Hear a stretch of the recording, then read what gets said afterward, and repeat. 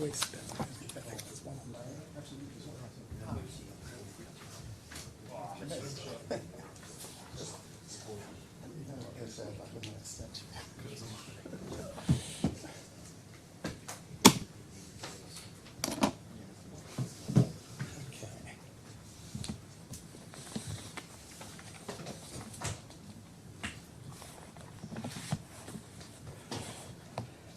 It's funny.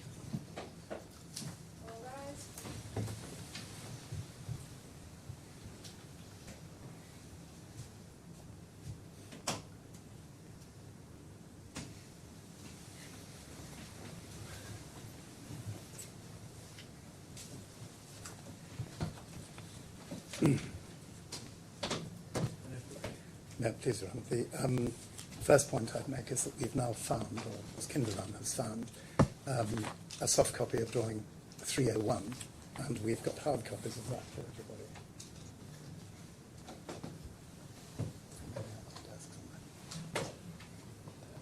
I don't know.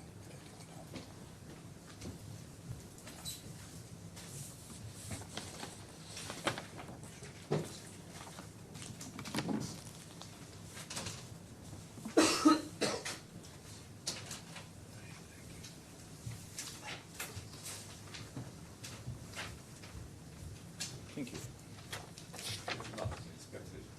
Yes. Dr. Affan, in discussion yesterday, before I come on to the AESG report, which I think you've now had an opportunity to read. Yes, I have. You said that the email of the 2nd of March, which is in your council's opening bundle in file 1 at divider 14. Yes, I have it here.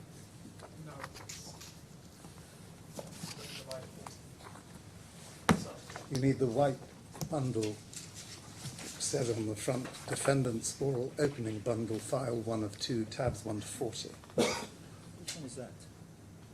And at tab 14, have we got it? Yes, it's the file you have. Yes. Tab 14. This is 14 years, okay. That's the email that you said yesterday represented the presentation on the 2nd of March of a very large number of files, including in particular BIM files, that's the Building Information Model files, that represented a radical change from the IFC drawings that have been included in the tender documents for the letter of intent. This is not what I said. I said this is the information we were asked to, instruction came from BAM to follow. Well, Dr. Affan, we can look up the transcript yesterday. You can, please. But what I want to show you, please, is if you'd look, we've just taken a sample, but if you'd look at page 4 of 6, and look at the bottom 2 entries, which are the first ones that say architecture, Revit model and architecture, Navisworks model, and then there are other architect models and facade models at the top of page 5. Is it the one page in front of me? It's on in the opening bundle at tab 14.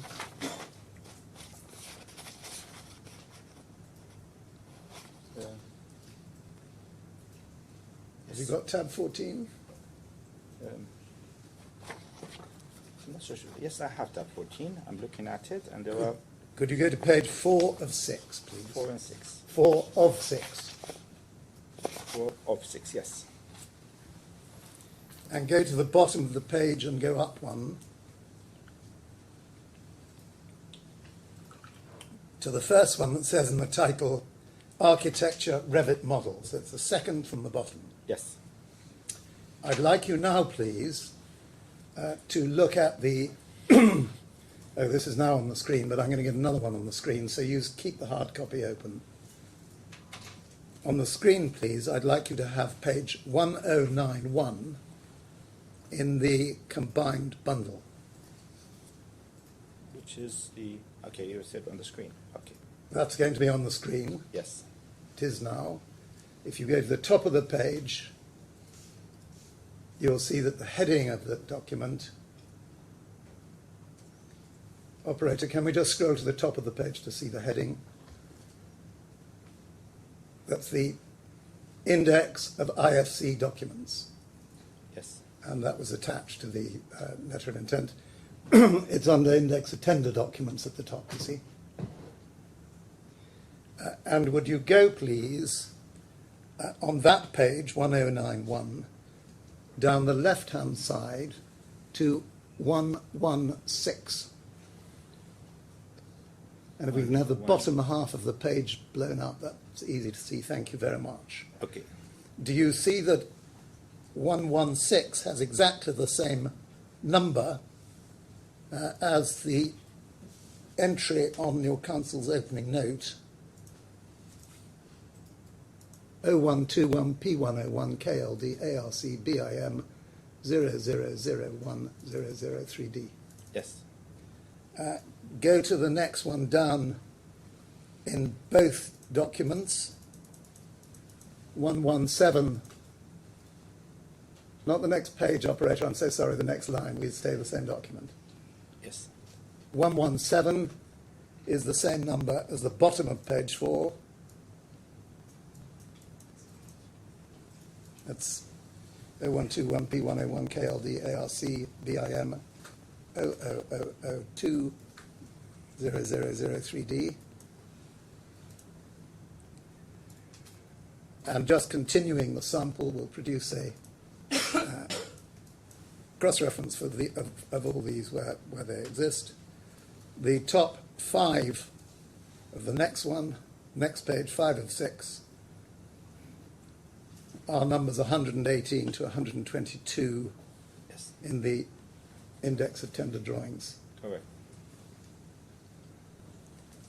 So it cannot be said that certainly in respect of those drawings, and we'll establish by the cross-referencing schedule that it's all drawings, that these documents in tab 14 of your council's opening note represented any change from the index of tender documents. Repeat that the question again one more time, please.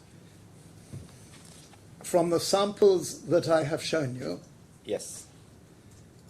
as to these documents anyway, and we will produce a cross-reference so that we can see how far it goes, there is no change presented by the email of the 2nd of March That's from definitely the not index correct. of tender documents. That is definitely not correct. I definitely tell you why as well. Because the architect on the 21st of February, he said he finished the finalization for 30%. On the 27th of February, he said, I finished 80% of the panelization. So what was he doing? And it was not surprising that on the 2nd of March, he finished 100% of panelization, were given it to us. That was not in those documents. So what is he doing on the 21st of February? What was he doing on the 27th of February? He said it very clearly. Although we were not privy to this occurrence at the time, but you have it in your statement. Dr. Affan, the difficulty with that suggestion Please. is that these documents were all attached to the letter of intent dated the 2nd of March, and that's the same day as this email. It is absolutely normal, and this is what we get that every single project. I assure you that. I do this business for the last 30 years. That I think everybody in this court understands. And it is correct. But your case yesterday was that the 2nd of March email represented a complete change of your instructions. I had received instructions. I did not say it was complete change. I had received instructions which I followed. No more than that. If you don't say it was a complete change, I did not say do you complete accept change. the characterization of your evidence yesterday as being that it represented a radical change, major change, big change? Whether it's big or small or radical, it was a change. From that, And it was instructed to follow this particular divisions and panelization.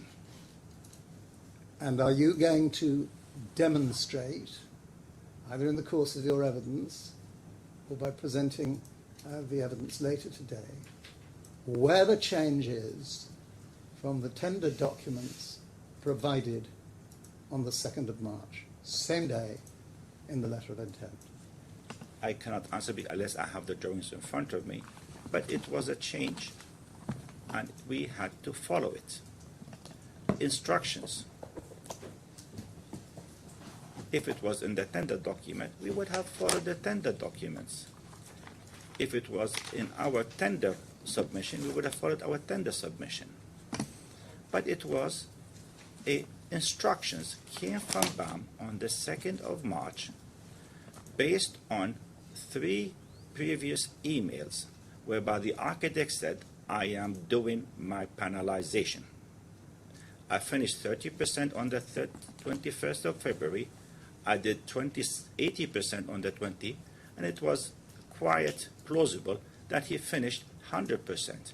So the tender document where it says Affan is responsible for the panelization, it is not correct. Dr. Affan, we established yesterday that you accepted the letter of intent by signing and sending back the letter of acceptance. And you said you did that on the same day. That is the 2nd of March. Correct. You're the managing director of your company. I am. And you must have read the letter of intent before sending back the letter of acceptance. You might recall the letter of intent is based our tender submission. Would you like to answer the question? Yes, I have read it.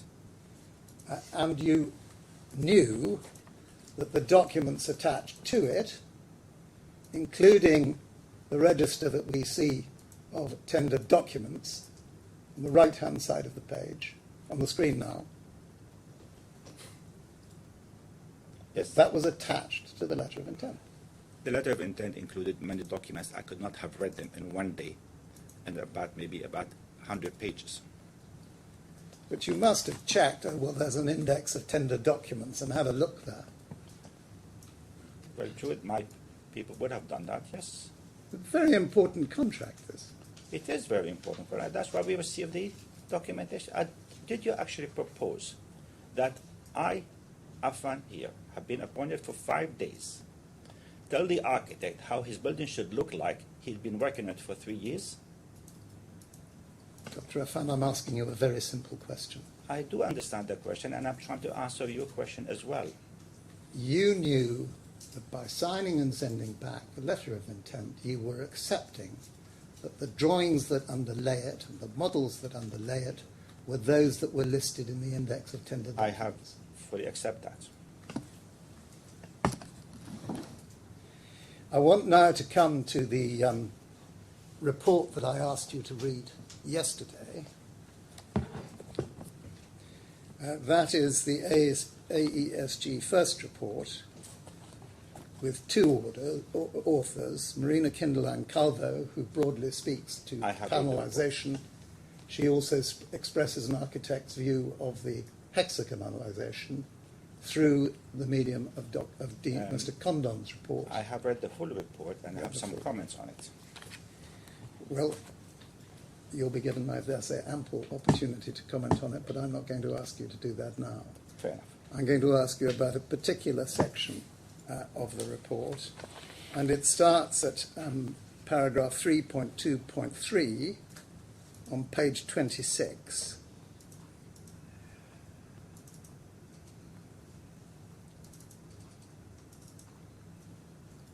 Can I be guided to that report? It's yes, it's in folder 9 of the electronic bundle. I'm sorry, I should have mentioned that.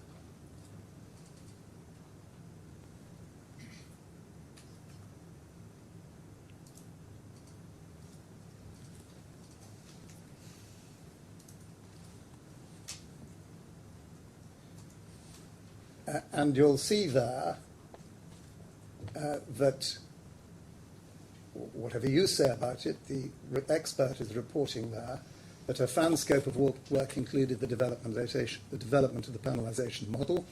This process commenced on the 7th of March 2017 and concluded on the 29th of June 2017. Upon approval of panelization by the client, that's the employer. Yes. The tables and diagrams that follow provide a summary of the developmental history of the panelization design, starting from the initial model submitted by Affan, listing clients' comments and Affan's responses, and updated models where appropriate. The following summarize the models submitted by Affan to BAM. Those models were then shared by BAM to BHE, the engineers, Meras, the employer, for the employer, the original employer's representative, who was later replaced by North 25, often called N25 in the newspaper, in the papers, for their review and comments. So we start on the table that follows with the first model prepared directly from the IFC drawings on the 7th of March. This is incorrect simply because she ignored the fact that we had received a model on the 2nd of March, and that was all of a sudden conveniently forgotten. Well, if you want to establish that the 2nd of March model changed dramatically before the 7th of March, no doubt you'll do so. Yes, and that I would like to see The, the assertion of the instructions received by BAM. The initial model presented by your company to BAM, Model 1 and Model 2 both presented, and the option 1 was selected by the client. We have, just for your information, we do not make models in Rhino, we make it in CATIA, so that's factual error, but it was excused. Secondly, we had received on the 2nd of March instructions from BAM to follow certain criteria for the panelization. Can I ask a question? Did you a CATIA model by 7th of March of 2017? I did. I started working on it on the 2nd of March, and the initial CATIA model was issued here. Just for your information, CATIA model for this building, it took 14 months to complete. But we had some evidence about that yesterday. Yes. You've made it clear that the representation in the tender proposals that there was a CATIA model that you had made. I did not say To that. I impress said very the clearly it was a architect. mistake. Your evidence is now on the record. I have said it very clearly. I remember what I said. We had evidence from you and from Mr. Moranti about how long it took. Your evidence now is that you made a CATIA model sufficiently to produce the first models between the 2nd of March and the 7th of March. Relative to the panelization. And that had to be based on the IFC drawings. No, it was based on the instructions we received from BAM on the 2nd of March. And yesterday you gave evidence that those were the instructions included in that 2nd of March email. Correct. In Very clear. folder 14 in division 4, tab 14. Correct. If it turns out that those were all included in the IFC drawings, not just the sample I put to you, but all of them, that's the end of that point, isn't it? So that's a legal submission. No, it isn't. Do you want to sort of rephrase it, perhaps in terms?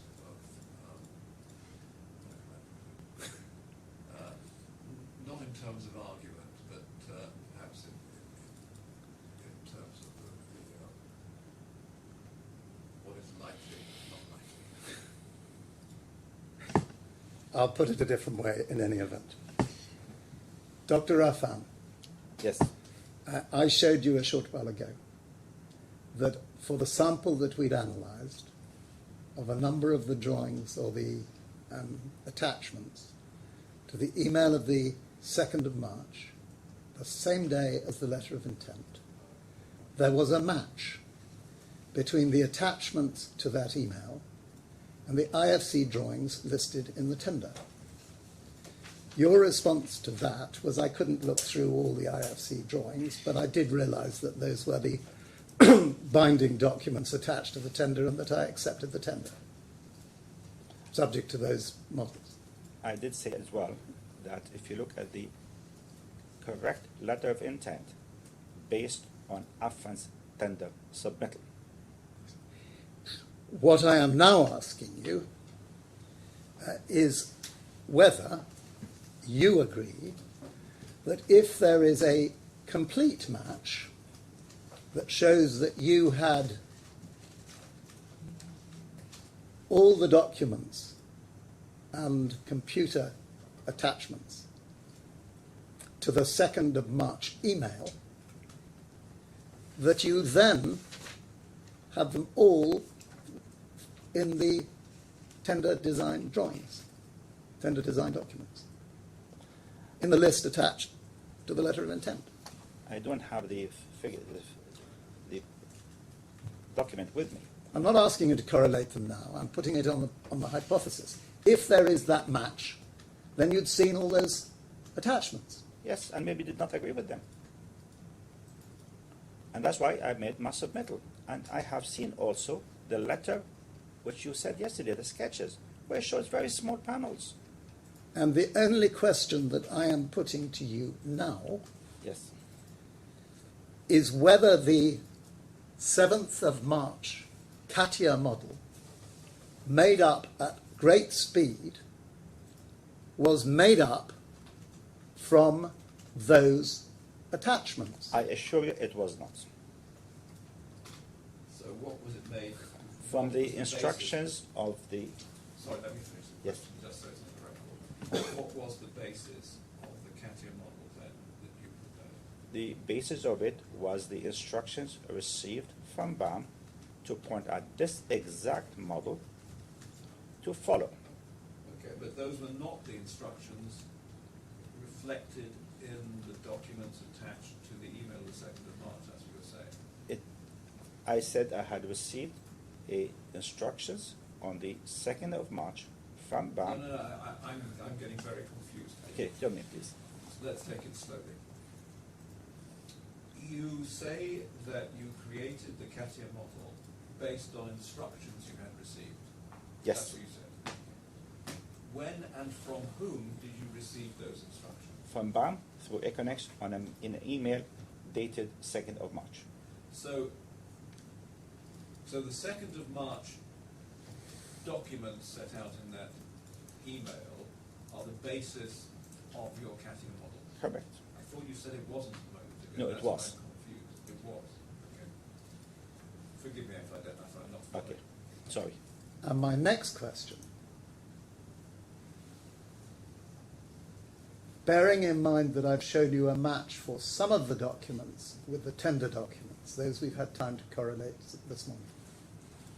If there is a complete match, it shows that your first model, the Affan Transmit 506 model, presented on the 7th of March, was based on the tender documents. I assure you it was not. I said to you it was based on that document. I said it to you 100 times. If they're the same thing, that's the end. That answers my question, doesn't it? You asked me the question and I answered the question.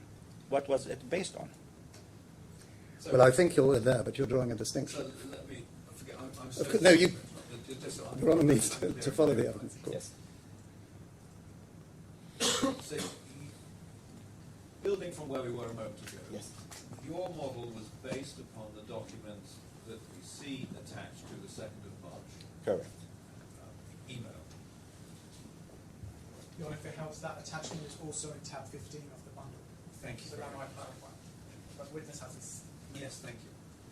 So, what I think is being put to you is that if the documents attached to the 2nd of March email are the same documents as were referenced in the letter of intent, then your model was based upon the documents referenced in the letter of intent. That must follow as a matter of logic.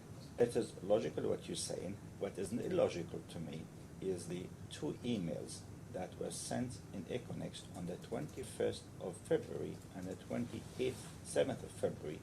There was a correspondence in which the architect clearly states that I have now finalized the modulation or the panelization 30% on the 21st of February, 80% on the 20th here. So if he was doing that work here, how come they showed up 6 months earlier? If it was, what was he doing? Was he doing something different? Was he just simply summarizing what it says? But forgive me, I don't follow what you're saying. I follow what I'm saying is that we had indication that they were different, and that was by the correspondence which was shown to us that the architect as well as BAM, prior to the appointment of Affan as a subcontractor, Yes. were working on the panelization. In the subcontract, it says very clearly Affan had the right, or the letter of intent, to do the panelization himself. So Affan did not have this right. Affan was dictated to which document to follow. So, if I understand what you're saying, that you were working to the documents in the 2nd of March email, and if, as will be demonstrated, those documents also form the basis of the letter of intent, then you were working to the letter of intent. But the architect was working to a different scheme. Is that what you're saying? That's exactly what I'm saying. Okay, then I understand fine. Forgive me, I've got to get straight in my own mind. Well, certainly. Your Honour, can I just, do you want to interrupt the answering? I do think that the witness has been put a legal proposition. The point is, and I don't want to get into solutions, that list that he's been taken to contains 200 other documents. Well, then, I think Yes, something but for re-examination and Okay, submission. but, okay, I'll leave it, but. Thank you. I'll leave Yes. it. It makes it rather confusing I if I've appreciate got interruptions in a cross-examination. Dr. Affan, I am still confused by an answer you gave a short while ago, that he'd completed, I think you said, 50%, was it 20% or 30% by the 21st I did of not. February. The architect did. Architect said he had completed. And by the 27th of February, he had completed 80%. So he'd done 50% in 6 days. Yes. You then said, I thought, that it was conceivable that he'd done the remaining 20% before the 2nd of March. Very conceivable. If he'd done the remaining 20% before the 2nd of March, and he had 100% of the drawings of the models by the 2nd of March, then why is it not possible that the documents attached to the 2nd of March email were the documents attached to the letter of intent? The letter of intent, in my opinion, was based on the document that had BAM signed in their contract. Was not based on whatever development that happened afterwards. But it may well have happened before. I cannot answer that question. I don't know. And if it happened before and you accepted the letter of intent as you did, you knew that was what you were bound to produce. No. The letter of intent says very clearly, Affan has the choice to the panelizations to the subcontractor's choice. Please. So You said it to me yesterday. what do you say was the basis for the model produced on the 7th of March? The two models with two options. where did the information on which you based that model Came from come the from? architect on the 2nd of March. I said it 100 times. Yeah. I see. So that much you accept. Anyway, moving on from that, the first model on the 7th of March, have you had an opportunity to go through the modifications? There are many modifications. Well, you see the table on page 26 of the AESG report, going through to 27.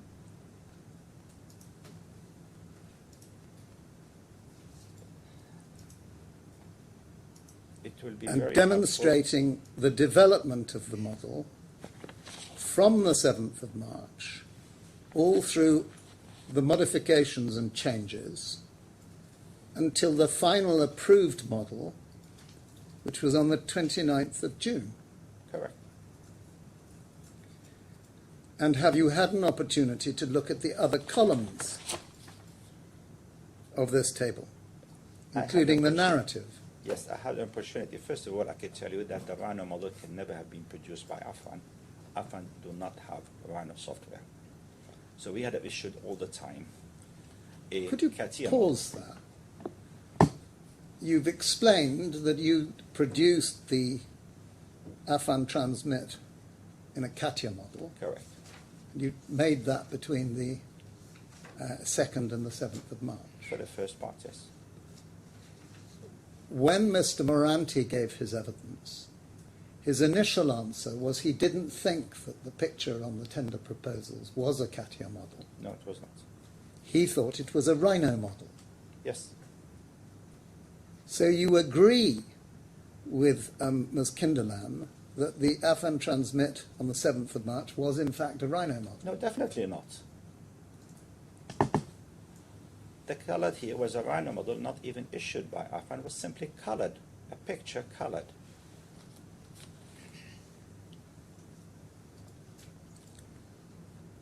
It was not a model produced. So it was simply any- a picture taken and any colored. match, One at a time, Sorry. otherwise the transcript won't be able to record it. Repeat that.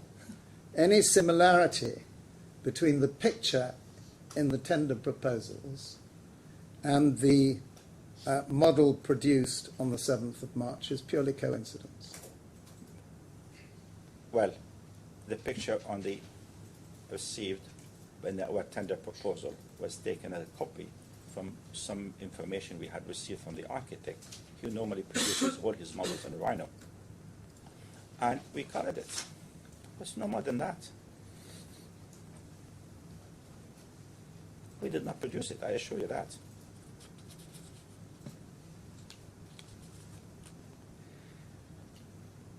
Going on for the first modification, minor modifications were made to Model 1, which was produced on the 2nd of April. Do you accept that? There will be modifications, modification, whether it's minor or major. It is to the opinion of the experts. Well, you've had an opportunity as a highly qualified engineer to look at this report overnight. Sorry, these documents in the table are not attached to the body of the report. You want Sorry, to take can- Mr. Hussain, please. Can I ask a question? Yes. What's the difference between an IGS model and a Rhino model? IGS model is a way of transmitting to translate a Rhino into CATIA. We could read a Rhino model in our CATIA, but the others cannot read CATIA unless they have the CATIA software. CATIA software is a very extensive software. Most architects do not even have it. So we have to issue the drawing in a different format.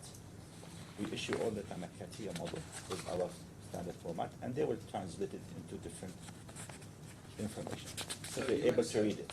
I'm sorry, I spoke a question for you. So the second entry there, Affan transmit 0000029, IGS model, that is a model that you can generate from somebody else's Rhino, is that No, right? the IGS is generated from the CATIA for the others to understand what's written on the CATIA model. Okay, so you are, so that was the second entry was a model that emanated from you. The later entries. No. Which one is that? We're looking at 29. Of which is what? If we're looking at on I am having the here. schedule that you've got. I have the first one, the 24th of April. Yes. So we've got the 2nd of April. It's not on the screen, Your Honor. It's not on the screen. Will you scroll up, please? Okay. Yes, thank you very much. Scroll up. That's it. Okay, now I understand that Lord Mark was asking you about that second module. Yes, that would have been generated by Affan. I'm sorry, say it again. That would have been generated by Affan. Generated by you. Okay, good. So how do you generate that model? We always work in CATIA Yes. because the extensive software. And if somebody wanted to see what we have, architect, BAM, somebody else, we copy this model into an IGS, which is for them, they are able to read it, look at it, but they cannot able to change it. Can I go to a stage back? Because it's the one above it, the first one, Transmit 6, it says Rhino models. Those are not you said that's not generated by you because you don't use Rhino. No. So the second one is a minor modification made, it says minor modifications made to Model 1. So is the second entry here a modification of those Rhino models or a modification of something else? There would be modification of the CATIA model. Okay. And what is the relationship between the CATIA model and the Rhino model? The Rhino is issued by the architect Yes. to Affan to follow, and then we generate our CATIA model from this particular division that were given to us as instructions by the architect. So the IGS model is a model generated by you using CATIA software, and it shows modifications to the original Rhino models produced by the architect. On the 7th of March, actually, we had produced a CATIA model. Yes. I don't understand why they said Rhino. Maybe it's a misunderstanding. So I just want to know whether there's one work stream or two work streams. Whether there's one work stream coming from the architect in the form of Rhino models, and a second work stream, which may or may not be the same, I'll have to hear from the experts, from you using CATIA software. It can happen. I'm not saying that it cannot happen, but it is very unlikely after the first initial one that the architect will continue working. Now he has somebody to work for him. Why should he go ahead and make his own work when there's a subcontractor there? Understand all that, but I just wanted to know whether there are two models which are the same or two models which are different. Could well be. I cannot answer that question. I would Okay, not know. well, we may have to investigate that from the experts. Thank you. I'm sorry to have interrupted your cross-examination. Well, not in the least. Going on to the next model, you see that couldn't be opened, but the expert has assumed it's the same as the model on the 2nd of April, so we'll go down to the next one, said also to be in Rhino, and we'll look at the interesting points between CATIA and Rhino Yes. in a moment. Modifications were made then on the 17th of April. Further modifications on the 18th of April, which was from the sketch of comments by Killer Design, the architects. There have always been after the first initial model, which we issued on the 7th of March. There had been continuous modification by the architect. It was shown on the minutes of meeting that you have shown yesterday on the 13th of March. There had been modification, and they had been always instructed by BAM to follow these modifications. My understanding of the transition between CATIA and IGS is that you have an option on the CATIA model when you want to send it or transmit it to a third party who does not have CATIA, much as you do with Word and Acrobat. That's exactly what it is. You can say effectively not print out as, but transmit as an IGS model Sometimes we send it as PDF. or as a PDF, and that's readable by the recipient, but They not editable No, by the that's recipient. exactly what you said.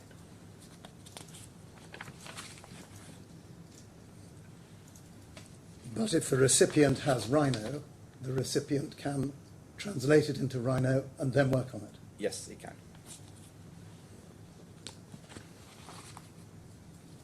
But all the modifications that are listed here are modifications to your CATIA model that you began on the 2nd of March. Correct.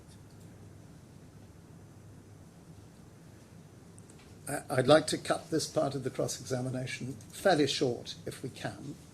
Take your time. You've had a chance to read through it. You get to the 29th of June. We know that's the date when the final adjustments were approved by the architect. And that's the model to which the facade was built. No, not yet. By the 29th of June, you had a fully approved model Of the panelization. of the only. panelization, which is Yes. what we're talking about. By that time, we had to integrate the calligraphy into the panelization. I could not produce. I have to include the calligraphy that came in August. You knew throughout that you were going to have to integrate the calligraphy as it arrived Yes. with the sayings of But the it ruler was of the changes in Dubai. the calligraphy that was made by the architect and the person who did it. It was, I think, issued to us sometimes in August 2017. But that of itself made no unexpected difference to the final model. No. And have you had an opportunity to look through the superimposed models or the models that are compared in the following pages, 28, 29, 30, 30 including the comments regarding Model 5 from the sketches made on the basis of Mr. Killer's comments, 31 with again comments made by Killer on the 4th of May, and 32 other comments made by Killer on the 4th of May,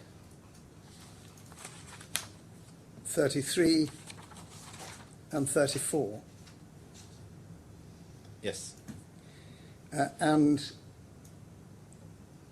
do you have you had an opportunity to read the paragraph on the middle of 34?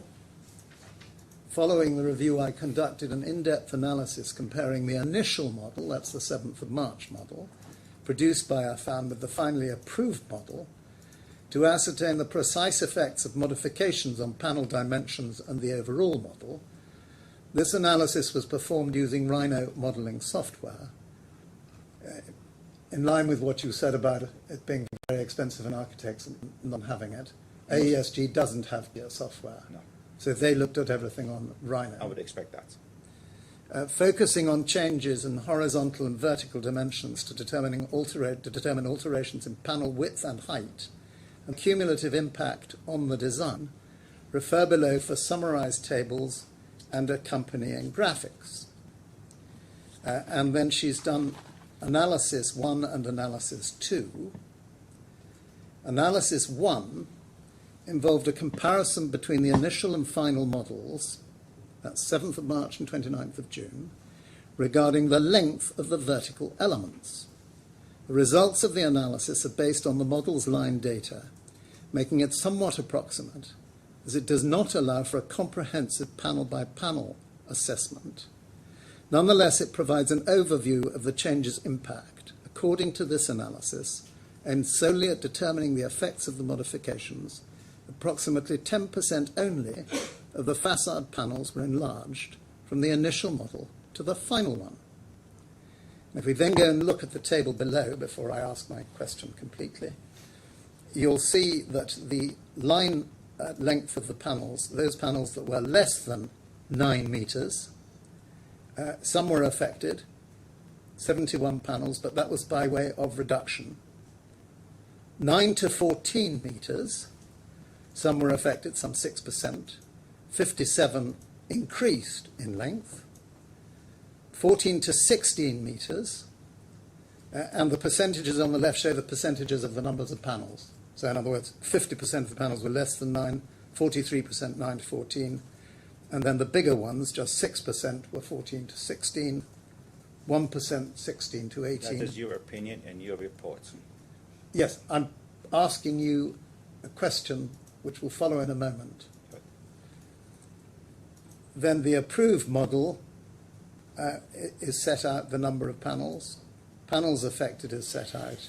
So 14 to 16, 21 panels went down in length, 16 to 18, 19 panels up in length, and 18 to 22 metres, 2% went up in length, that was 17 panels.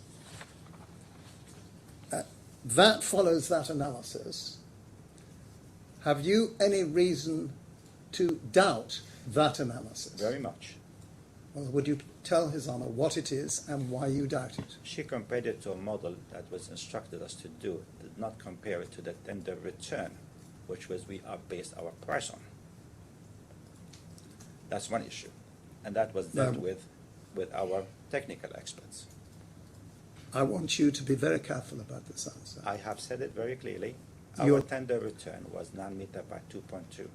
Your tender return, you mean your initial tender proposal? Not initial, the final one in which the letter of intent was based.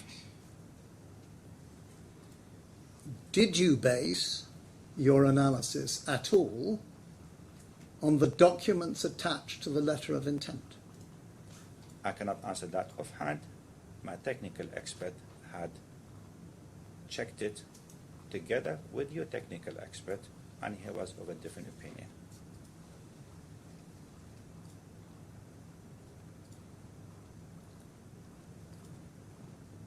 When did you read your technical expert's report? Last week. Did you read the joint statement? I did. How did the joint statement make any sense to you without reading Ms. Kinderland's report?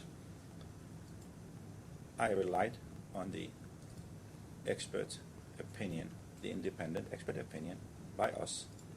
By the way, I had read it, and I could tell you why I had not completed reading it. There were many things in it. There was mistakes. You're speaking very quietly now. There were many mistakes in this report, and I had actually read it.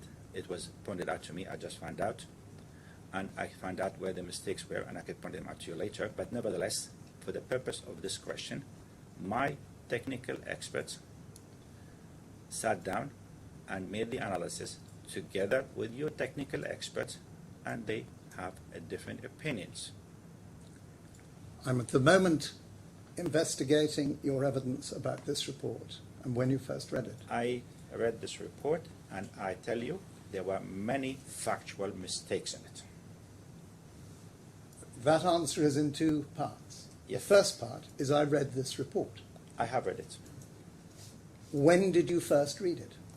I read it at the time when it was issued, and I read it this morning. So you read it in May. Yes. And then did you not read it following the expert's joint report? I left it to my technical experts to deal with it. But you did read the joint report. Yes. Did you read the second reports, both from Ms. Kinderland and from Mr. Smith? I did. When Maybe they I were have read issued, it. I I would not tell you exactly what paragraph, but my technical expert, who was independent, he made the assessment, and I have to accept whatever assessment he made. So why did you give the court the evidence last night that you had not read the AESG report? I did not think I had read it, but when I read it this morning, I realized there were some comments, and I actually had my comments from that date. It was not an evidence. I said, I don't believe I have read it. You gave me the permission. I read it again, and I've noticed that I actually had read it. When you say you had the comments on it, had you written those comments on a copy of it? Not on the report. in my diary. In your diary. Yes. So the comments were in your diary. Yes. You can see them.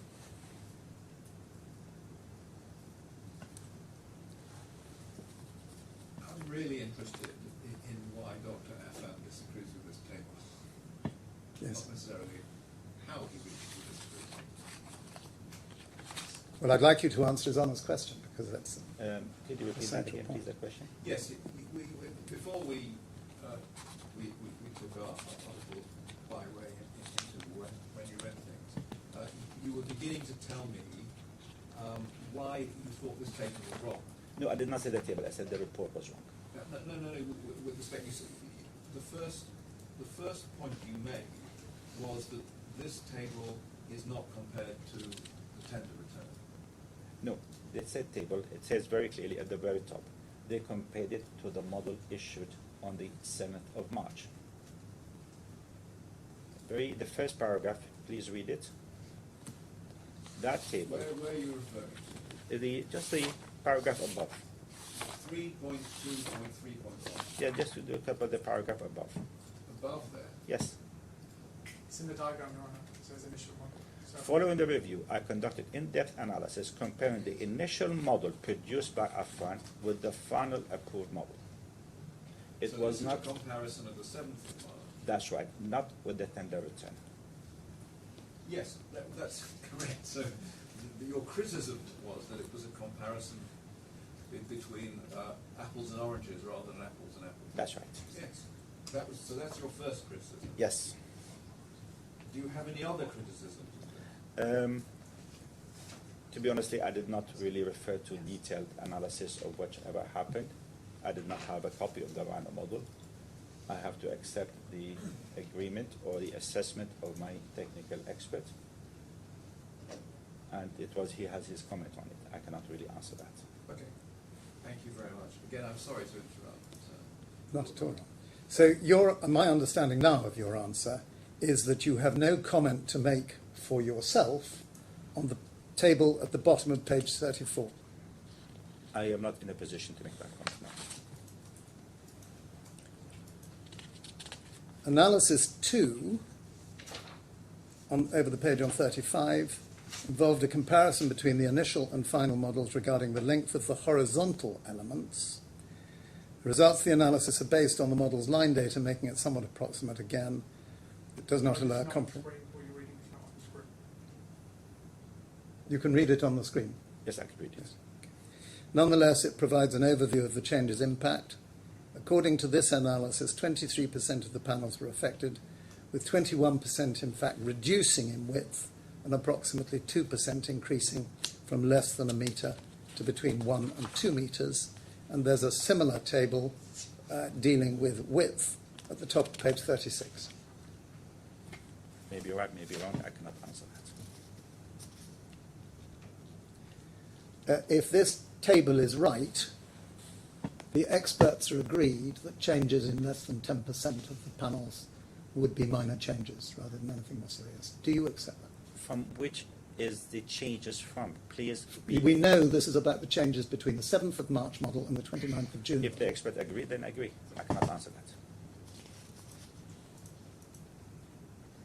Can I put it absolutely to you? It's your case that there were changes to 70% of the panels.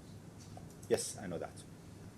And what the first table shows in relation to length, if it's right, is that there were changes to only 10% of the panels. How do I reconcile your 70 and the expert's 10%? It was not mine, just remember, my expert. It would be very helpful to address it to the expert directly. The expert was independent. So I left that question to the expert. I wanted to give you an opportunity. I left that question to the expert. It may be better to answer it. Your Honour, can I assist without, it's not to help, just to assist you. The 70% is based on, if you take as the comparison, the 9 by 2.2. The 10% is based on if you take as the comparison, the 7th of March. It's just where you start from that leads to the difference. Yeah, I understand all of that. Thank you. But I just wanted whether the witness, who is, as I said, a highly qualified and experienced engineer. If he has a comment on it, I want to hear his evidence on it. But you would prefer that I ask that question? I prefer that my expert answers that question. Okay, thank you. I want now to move on. On the 8th of January 1918, so a long time after the events we've just been discussing. Yes. 28. Sorry. If you give me the date of the year as well, it would be very helpful. Did I say 1918? Yes. Very sorry. The 8th of January 2018, the subcontract was executed. That is at page 1422 in the combined bundle. Yes. Okay. And you knew, it's being put up on the screen, from the letter of intent that that was to supersede the letter of intent. Yes. And you knew, therefore, that you were now bound to produce the panels shown in the subcontract documents for 125 million AED. It would have been very difficult to do so simply because of the changes were instructed by BAM prior to signing the contract. So why did you not throw your hands in the air and say, this is not a contract I can sign because the design has changed radically? We did actually say that verbally, and BAM knew it. But you did sign the contract. We were coerced into signing it with the expectation that there would be changes introduced by BAM. Could you please explain how it is that you say you were coerced into signing the subcontract? They had to sign it. There was nobody else who could do the project except Affan. It was a prestigious project in Dubai. We have already established so many variations, BAM words, sign it, and we will give you the here. It was a mistake by me, by anybody's standard. So your case is that Affan was the only person who could produce this facade, We knew and that. so BAM had to sign it. No, really. They did not have to sign it, but they had selected Affan, knowing very clearly there was only 3 contractors in the whole Middle East who could have actually produced this facade. One of them declined to make an offer at all. It was too small for them.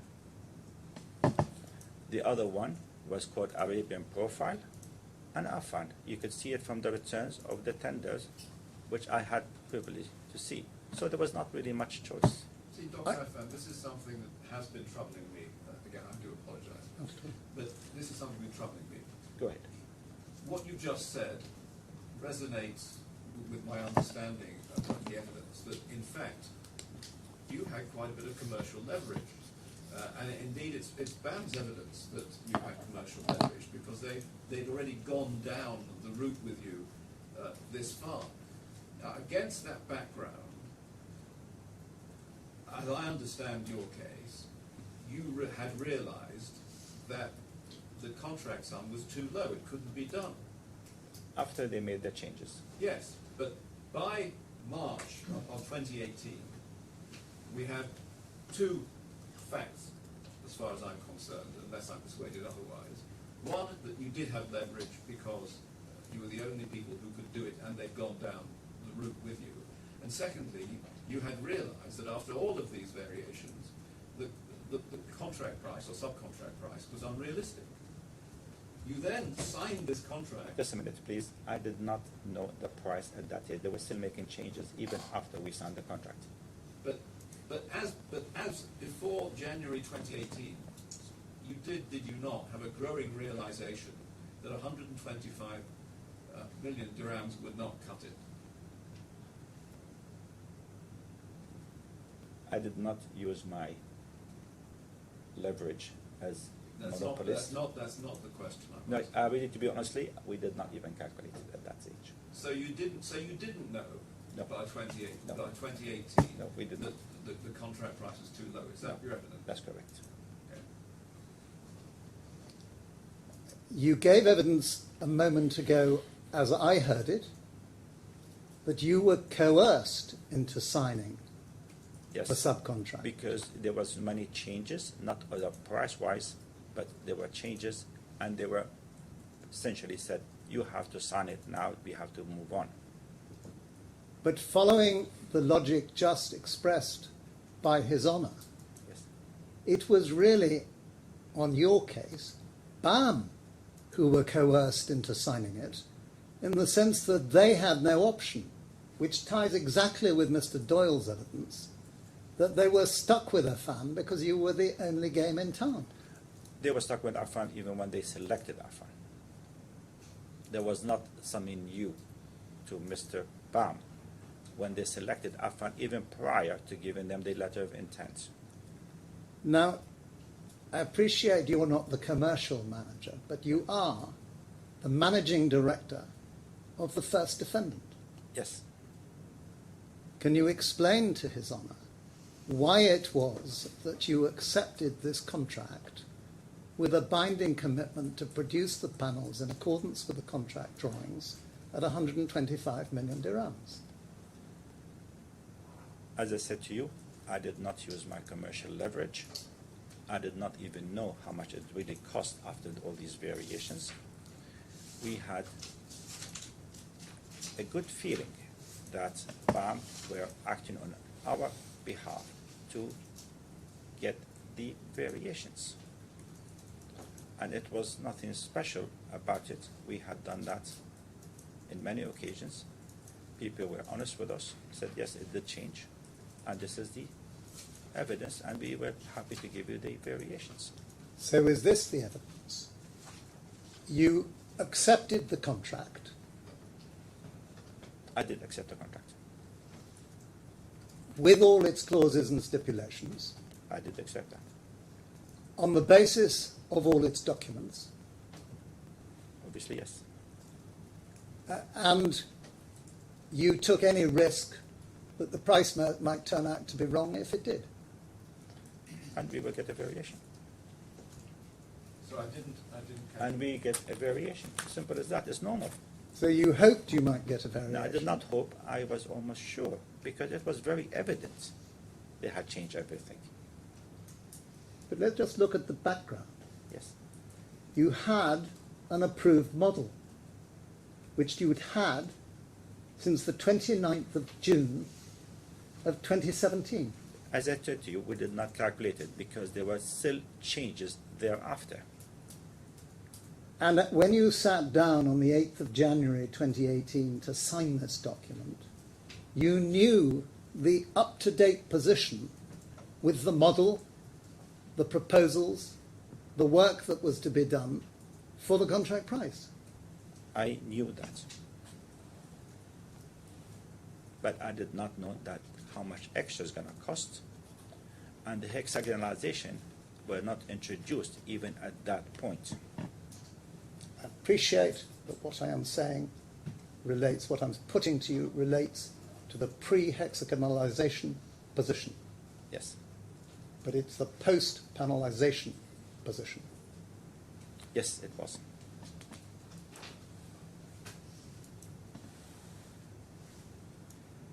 Would you look, please, at some of the contract clauses? I'd like you to look at clause 20 on page 1435.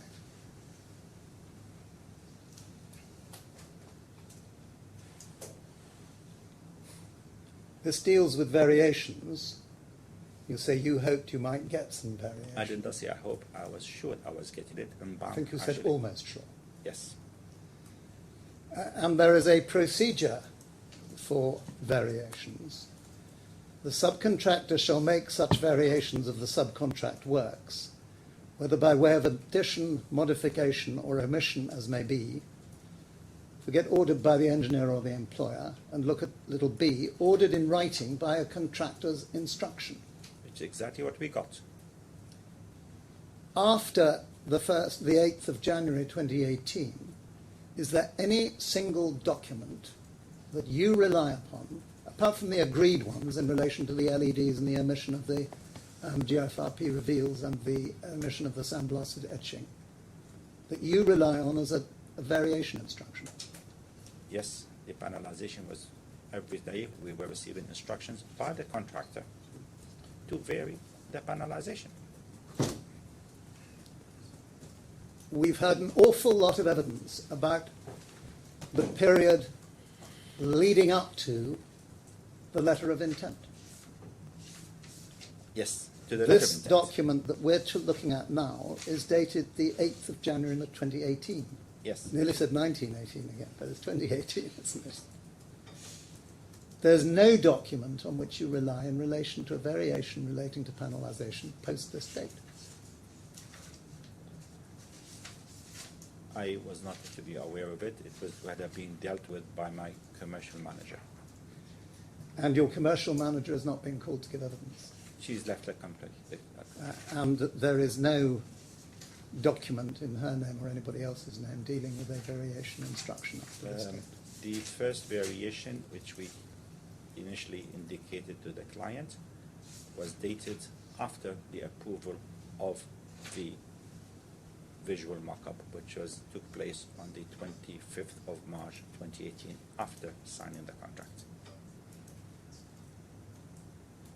You say that was a variation instruction, do you? No, I said to you, the first time we informed the client of our request for variations. And you didn't get any variation instruction from BAM? Prior to that we did, and prior to that, after that we did.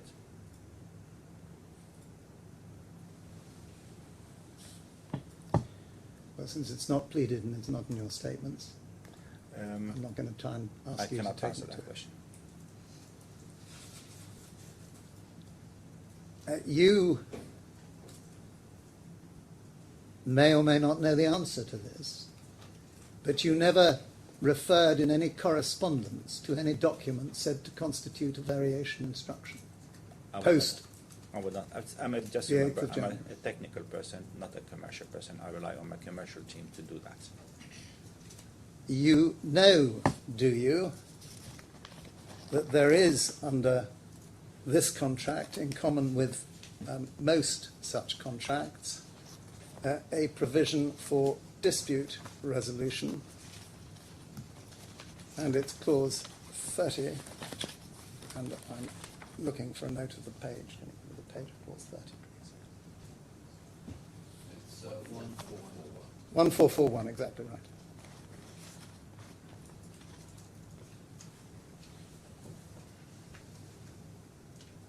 Can you go down towards the bottom of the page?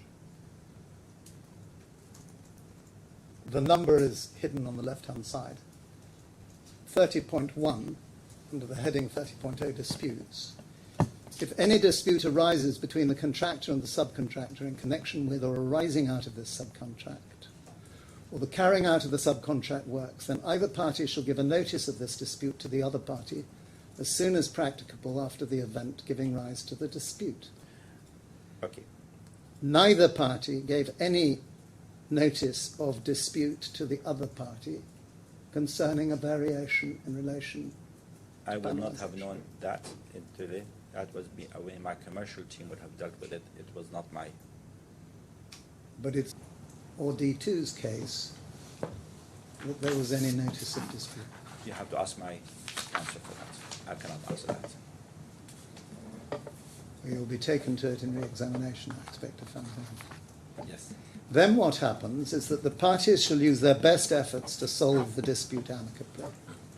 If mutually satisfactory solutions are not agreed within 60 days after the notice of dispute was given, either party shall be entitled to refer such dispute to arbitration under the ICC rules by one or more arbitrators appointed in accordance with those rules. The award of the arbitrators shall be final and binding on the parties, and then there's a certain amount about the proceedings. There was no attempt to solve a dispute amicably, was there? That was the purpose of the addendum, to show BAM that we were not asking them for too much money. This is what actually the costs were. And BAM, in signing the addendum, had the chance to see the real cost of this contract. It was not fabricated. We had informed BAM of our cost estimation. We had informed BAM in October. After we have started, we have informed BAM in November, and BAM refused to give any indication. Instead, they asked us to sign an addendum. In fact, they forced us to sign an addendum in which they could see directly themselves how much the costs were. And it did cost them just as much as it did cost us. Well, we're coming to the addendum in due course and the Yes, effect but of the you are addendum. asking me a question. I'm not really party to it, to be honest. It was my commercial team who would have dealt with it. But neither party gave any notice of dispute. You say so. And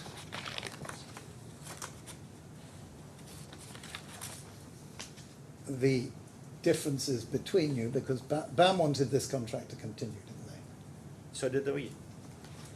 And that's why there were discussions that led to the addendum. We had given them access to see everything else, because you have to imagine, at the end of November, we were asking 250% higher price. Any logical person, he would say that could not have been a variation. So he said, come and see for yourself. That's exactly what the addendum actually did. What you did do as a company, I need you to look it up, is you instructed independent consultants in March of 2018 called BWA to make an assessment as to whether you had any case for increased time and cost, that is an EOT, extension of time. To be honest, I'm Prolongation not aware of costs. it, but maybe if we did, we did. You're not aware of that? No.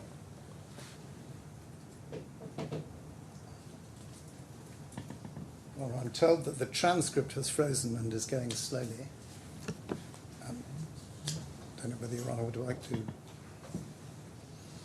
wait for Terence we to have- sort that out. We have noted that, sir. We are fixing it in a few seconds. Okay, I'll continue then. I'll simply go slowly. You have no knowledge of the instruction of BWA as independent consultants No, of I don't. BWA of Middle East. The commercial team would have done that by themselves. And they wouldn't have reported back to you as managing director that we're going to see if we can get an extension of time and any prolongation costs? Not that I'm aware of, and if they did, it was verbal, and I cannot remember it.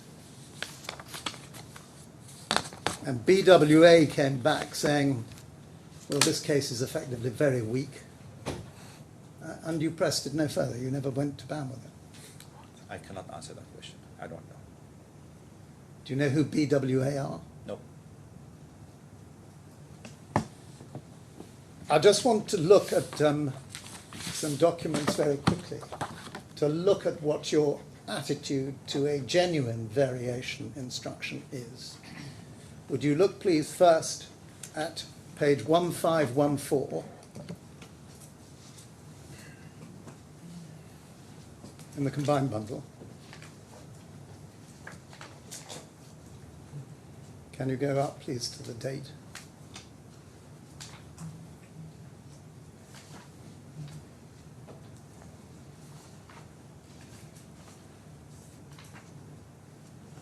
So that's the 28th of March. I think we need to go to the 27th of March as well. But go down and we'll see which one this is. The 27th of March from Mr. Kuman first, which is the one we're looking at now. That's it.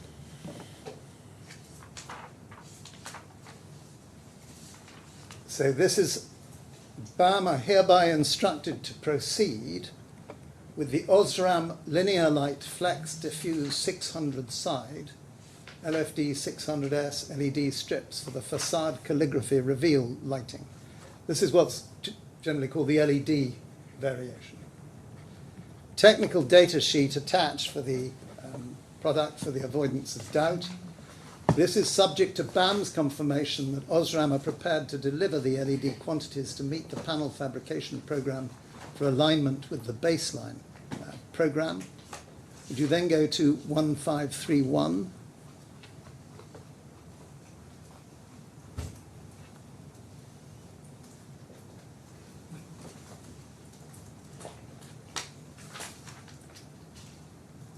That's the same document. 1532, please.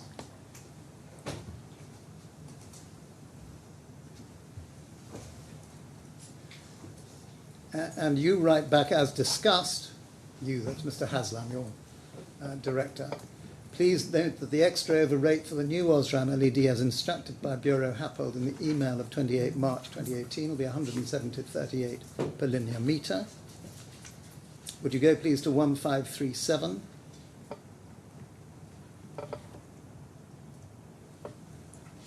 April 4th. Dear Magid, further to your email notification reference number, we notice of today BAM have not formally instructed the above change. Please forward your instruction by return together with the confirmed value as issued by Affan. So full formality required to issue you with an instruction Mr. that Paul Affan Haslam was will dealing with that. deal with it. Yes. And let's go now, please, to E1539, next page.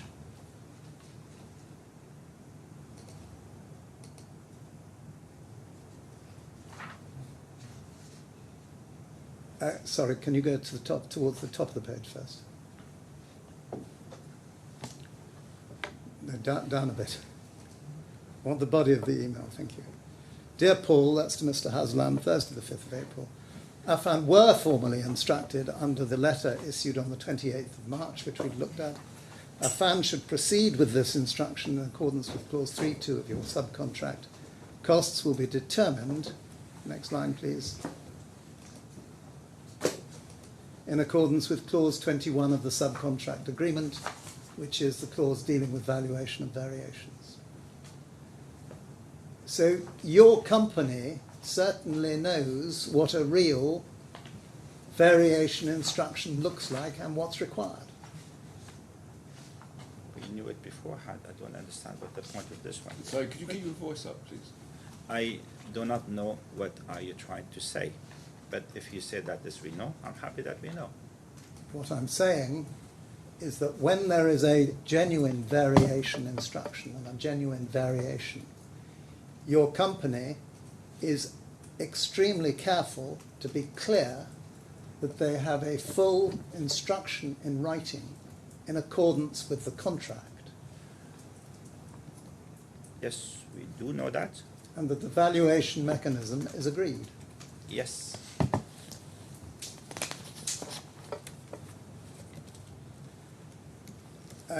Going on, please, to page 1586.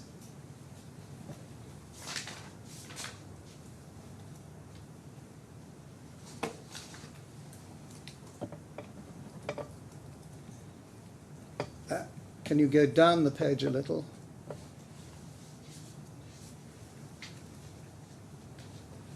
On the 23rd of May, thank you, Mr. Haslam writes to Craig Foster at BAM. This is the list as we see it today, in no particular order, and this is a list of variations because it's headed Subject MOTF Variation List.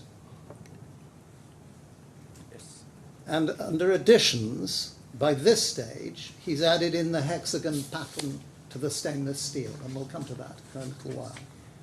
Then LED type, LED cables, LED spares requested by North 25, glass restraint clips, museum shape, that was very small clips that were used to restrain the glass that were going to have a logo on, is that right? It was small clips, yes. Visible brackets not clad as per the drawings, viewing platform, add and omit, ad hoc fire test roof, ad hoc facade test, BMU still under design. Omission was the sandblasting to the glass and the reveals. That's the GFRP reveals. We'll start working up the details for the first meeting. Let's plan for one morning next week. What is important there is that as at this date on the 23rd of May, there was no suggestion whatever that banalisation gave rise to any variation of your subcontract. By that day, we had not actually done any work in cutting. We had not produced a single panel. When we started production, we informed BAM immediately that of the extra cost coming from panelization. So you cannot say, did not say that this is the only variation we're going to apply for. It said very clearly, these variations which we could see today. There were other Look at variations variation that one, say that did please. not exist. Look at variation 1, please. Yes. That says hexagonal pattern to the stainless steel. Yes. You couldn't possibly start work on the hexagonal pattern to the stainless steel until the panels were manufactured. But we knew exactly what to expect. And so Mr. Haslam set out that as a variation. It is. But he didn't set out anything in respect of panelization. By that time, he did not know. In relation to the omissions, you knew the value of the omissions Yes, because because they it was were written in the letter omissions. of intent. In relation to these other variations, you did not know the exact costs, and indeed Mr. Haslam isn't purporting to set out the exact costs. Maybe not. So there was a flux of variation. We're just estimating. And there was a... I'm sorry, had you finished your answer? Yes, I have. There was, as we have seen, a perfectly operable process within the contract, subcontract, to value variations. So is the only answer you can give in relation to the lack of a panelization variation notice in this letter, or mention in this letter, that you didn't know the cost? Correct.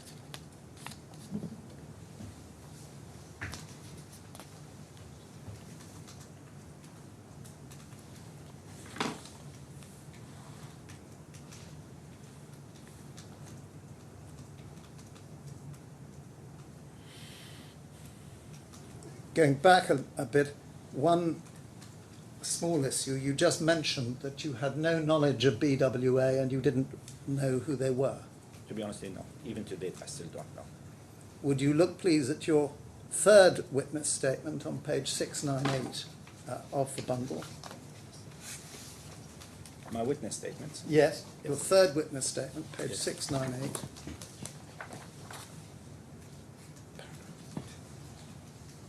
Paragraph 2.4.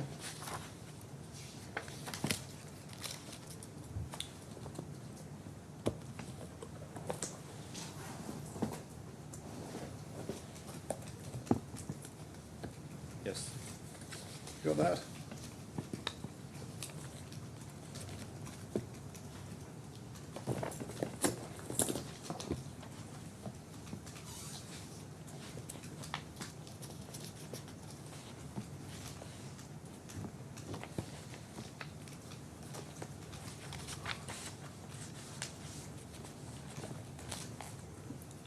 It's not on the screen yet, but would you look, please, at 2.4, about two-thirds of the way down the page? Mr. Doyle goes on to state that based on documents produced in disclosure, the first defendant knew that it was not entitled to a variation in March 2018. It is correct that BWA was instructed to provide an analysis of potential claims. But the document shows that it is an initial incomplete draft which was subject to further work, although the first defendant did not then instruct BWA to provide any further reports. I therefore do not understand the point Mr. Doyle is trying to make. So you knew about TWA's instruction. To be honestly, as of today, I still don't know who they are. Must have been something here, but it was there. It was there. It was not anything significant to say But you, that. you say it's correct that they were instructed, I have said that in my witness statement, and I stand by it.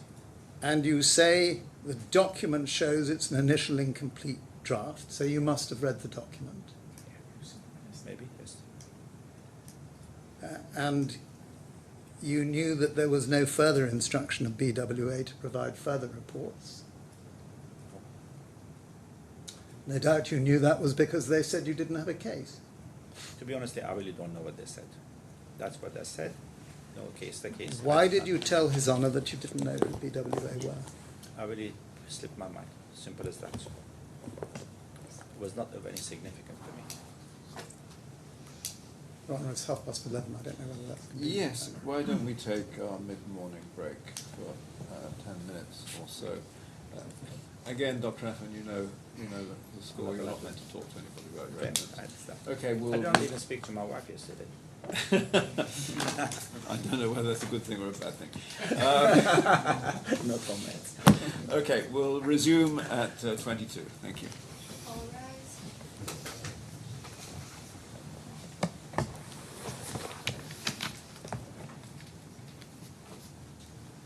Want someone to bring you a drink or something? I haven't bought this in, thank you.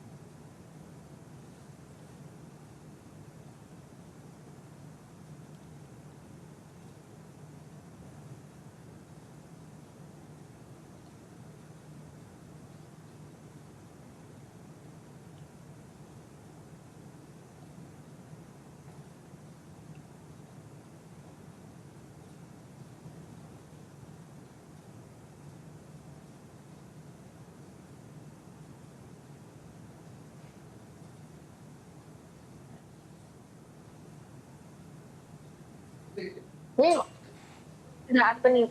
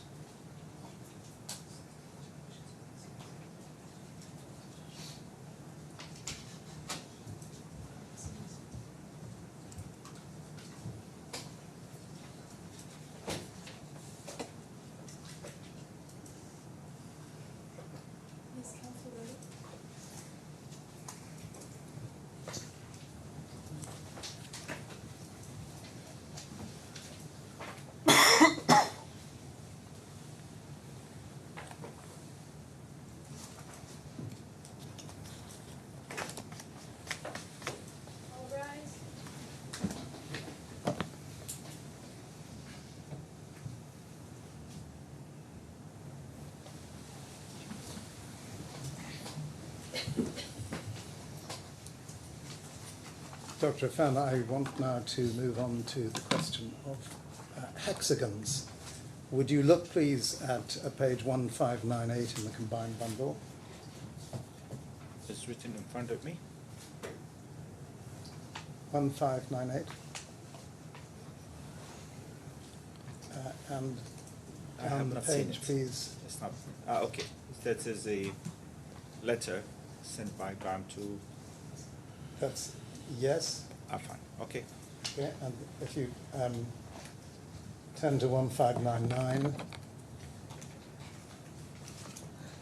you'll see an email from Mr. Sullivan to BHH.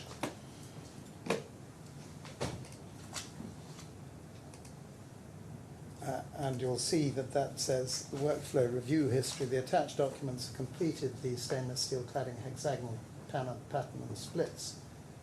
Screenshots workflow with the following results: submittal of shop drawings, material sample review and method statement, review outcome approved with comments, comments approved for arrangement of the hex pattern, ensure that hex pattern is shown on the panelization drawings that must be submitted for approval, submit the electronic model for record purposes and to assist with reviewing the panelization drawings. So that's the 21st of June, the approval of the hexagonal patterns as an inclusion. In 2018. Yes, 21st of June 2018. Yes. And then if we go on, please.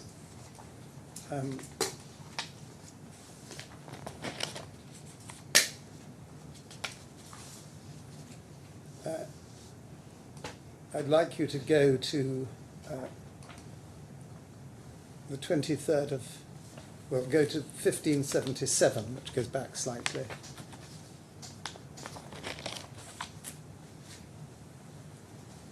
To the 23rd of May. Can you go down the page, please?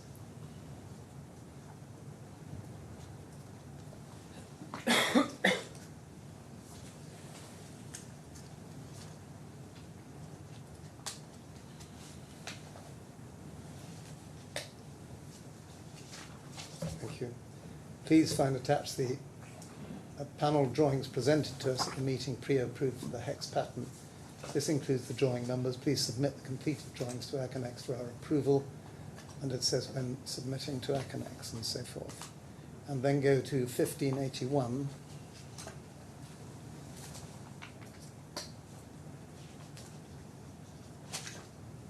It may be sensible just actually to, I don't think they're in the main bundle.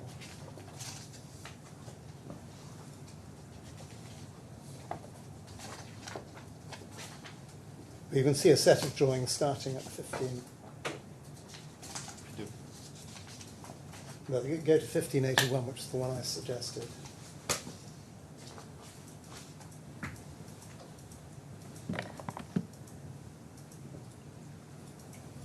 You see that is a drawing of the hexagonal patterns imposed on the panels. And you see at the top of each hexagon, the tops are flat. Repeat that again. At the top of each hexagon, the tops are flat.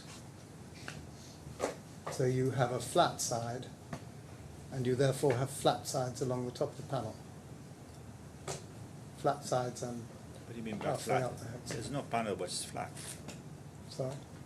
All the panels were No, curved. I'm talking about the hexagons in relation to the panel. The points are not at the top. Okay. What does that mean? If you look at the top of the panel and you look all the way across the hexagons and you look at those coloured lines that have been superimposed, Yes. the horizontal lines represent the top panel of the top of the hexagon, the top side of the hexagon. This drawing doesn't show us the rated edge. No. Yes. It doesn't show anything. Right. Sorry to say it.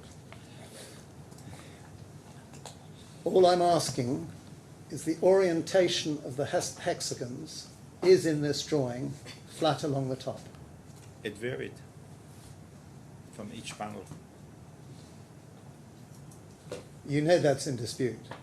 Well, no, you don't know that that's in dispute. You know that is not the accepted position. The accepted position is that there were pointed edges at the top, which was changed in consultation with the architect to flat faces at the top. That was Fernando's work, not my work.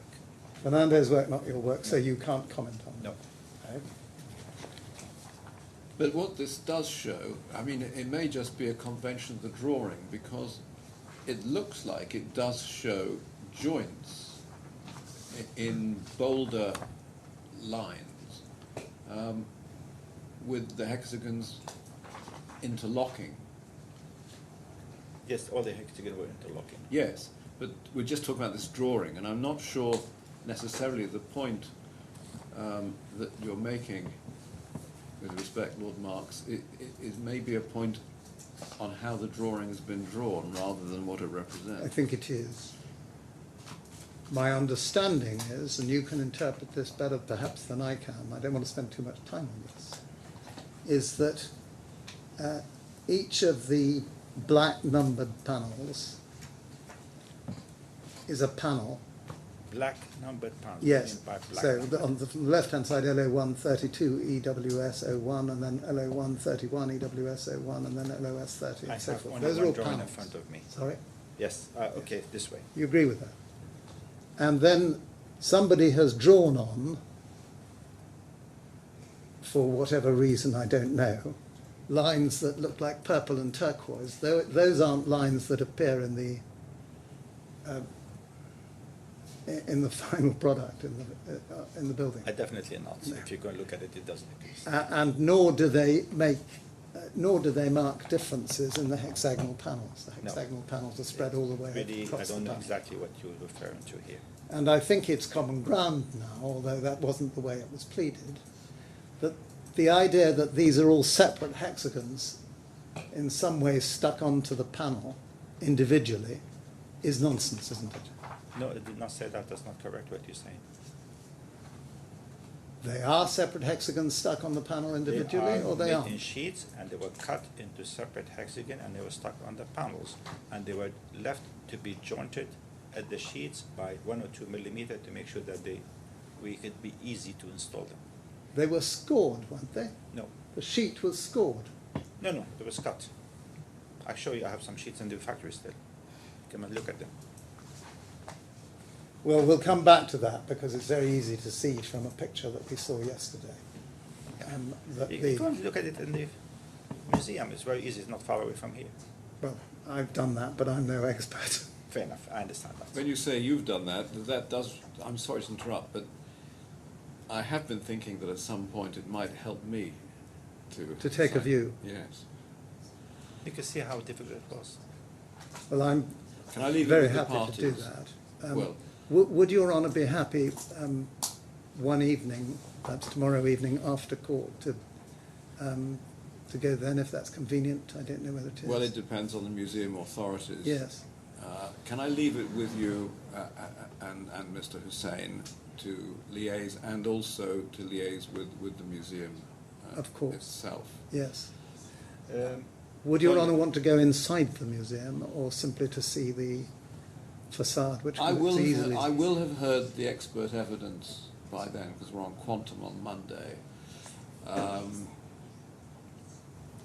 I think what would be helpful is, again, if you agree with Mr. Hussein's clients, what it would be helpful for me to see. For my part, at the moment, I can see Well, that it- the outside debate it- would be debate it important, between we the can two talk of you. about it, yes. And I think anything that I see will be helpful to me. Yes. I'd like you now to look, please, at 1673.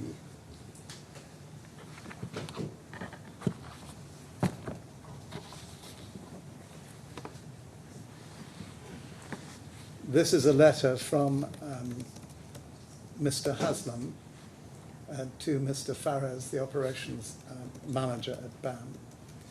it says, we write to record the first approvals of the hexagon patterns for levels 1 to 4 were received on 21st of June 2018. As the aesthetic requirement of the hexagon pattern is not a requirement of the specification, the subsequent alignment and approval has to be considered a variation to the scope of the approximate time and cost implications.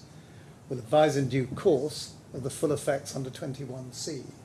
So that's a letter requesting consideration, at any rate, of a variation in respect of the hexagons.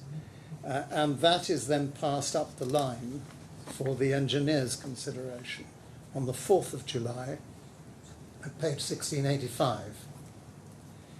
And it's quite fair to say that it's passed up the line with a view expressed by BAM that this was a variation, and we'll see what happens. Yes. So this is BAM's letter on, which you later saw. We're in receipt of the enclosed Affan letter regarding the hexagon patterns to stainless steel and write to advise that we believe the changes detailed in the letter constitute a variation for contract under subclause 13(1)(c). For practical purposes, we take your approvals of the hexagon patterns as an instruction to proceed. However, we'd request a formal variation instruction for the employer as required under subclause 13(1)(d). So they're asking for a variation instruction. Yes. In the meantime, as the changes are likely to result in additional costs and may delay the works for which the contractor will consider itself entitled to additional cost of payment and or an EOT for completion, we hereby give notice of such entitlement pursuant to subclause 21C, pending the finalisation of the revised employer's requirement as follows. Now, I don't ask you to look at this. I've asked the judge to look at it. 21C simply means it's a notice that says there may be an entitlement. We're giving you a notice of the possibility of an entitlement in the future. Changes to hexagon patterns to stainless steel, that's the sort of heading.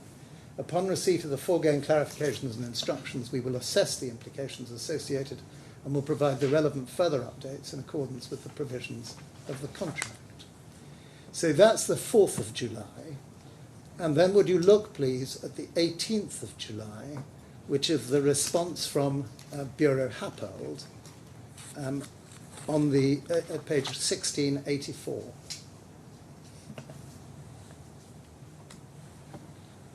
So Bureau Happold don't agree to this suggestion. They say, we refer to your letter and respond as follows. The hexagonal patterns were not part of the specification, so they agree that. They were introduced to assist Affan due to their inability to resolve the curvature and bonding issues of the stainless steel to the GFRP that was evident in the original VMU5 mock-up. The hexagon patterning has provided Affan with the means to achieve the fundamental design intent of stainless steel bonded to the GFRP of a doubly curved surface, and to do so in the required robust manner. This has mitigated a significant project risk for BAM Affan. Also note that Affan have had every opportunity to assess any solutions they wish to resolve the related issues, and the hexagon pattern has been expressed and readily adopted by Affan as a favourable option, i.e. it has not been forced upon Affan by the design team as the only acceptable or required solution. Having been adopted by Affan as the solution to the curvature and bonding issues, the development of acceptable pattern arrangements for the hexagons was a consequent necessity in order to achieve an acceptable visual appearance of the facade panels. It is not accepted that the development of the hexagonal patterns is a change instigated by the client consultant team, and it, please go down, operator, is considered that there is no basis for an entitlement for this event. So what Bureau Happold were saying was this was a solution that was not forced upon you, but that was necessary to deal with the problems of curvature, that is what's sometimes been called drapability in this case, yes, of getting the sheet to bend suitably to deal with the curvature and the patterns, and of bonding, that is broadly to get the sheet to stick. Yes. And Just for you in the- mentioned, there was no bonding, just for your information, but let me continue. in the, well, you better say that. You say there was no bonding, No. or there was no bonding issue. No, there was not bonding at all. There was no bonding issue because it was mechanically fixed. Was it not- mechanically fixed with no adhesive or with an adhesive? We used adhesive, but it was not relied on. We could not rely on the adhesive. You used adhesive, and we Okay. actually heard from Mr. Moranti, let me finish the question please, that it was necessary also to use a mechanical fixing to deal partly with fire requirements so that you could avoid any of the panels coming off and falling on I something. think you misunderstood him. Did I? Yes. It's very clear, his evidence. I'll explain to you what it is. The adhesive was not a reliable solution for bonding. The only reliable solution for bonding or attachment is a mechanical fixations. Affan introduced rivets as the preferred mechanical fixation, and we would have achieved it. But the client, and he had seen the client as well as BAM prior to being awarded the contract, we had made a mock-up, we showed them how the fixation took place, and we assumed on that basis we were awarded the contract. The fact that they had changed it because they didn't like to see the rivets, that was the only reason the Higgs relation came about, because we had to attach it from the back. It was always attached mechanically. The rivets went straight through the steel, did they, and fixed into the Yes, that's into normal. the panels? Yes, Whereas the studs that were adopted eventually were welded. were welded from the back of the panel, so you didn't see any Welded on the fixings on the stainless front. steel. And in addition, you used an adhesive. It was partly just, but the adhesive was not relied upon structurally. We could not rely upon it. But the adhesive would increase the bonding between the stainless steel Maybe sheet. for 1 year, maybe 6 months, but after 2 years, it's not the case. Well, I hear what you say, and with no evidence or disagree. I could assure you that we did not even get a single day of guarantee from the adhesive supplier as to he will guarantee his adhesive, not even for 24 hours. At any rate, when there was a discussion between you and the engineers and the architect, it was you who had seen and mentioned the possibility of cutting hexagons, scoring No, hexagons it was into the sheets. Tobias. He haven't even mentioned it in an article he had issued to the New York Times. You could read it yourself. It was Tobias personally, and he felt that was his contribution to the project. Well, I suggest it came from you, but it matters not. No, it was not. At any rate, it was the agreed Sorry, solution. who'd mentioned it in an article? Tobias Bowley, at the time he was working for Bureau Happold, he made an article about the Museum of the Future, and it was mentioned in here.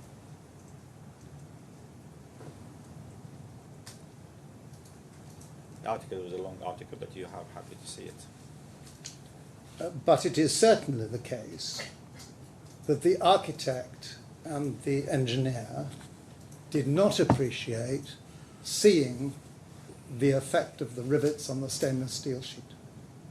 They did not indicate that when they awarded us the contract. I'm not talking about that, I'm talking at this stage.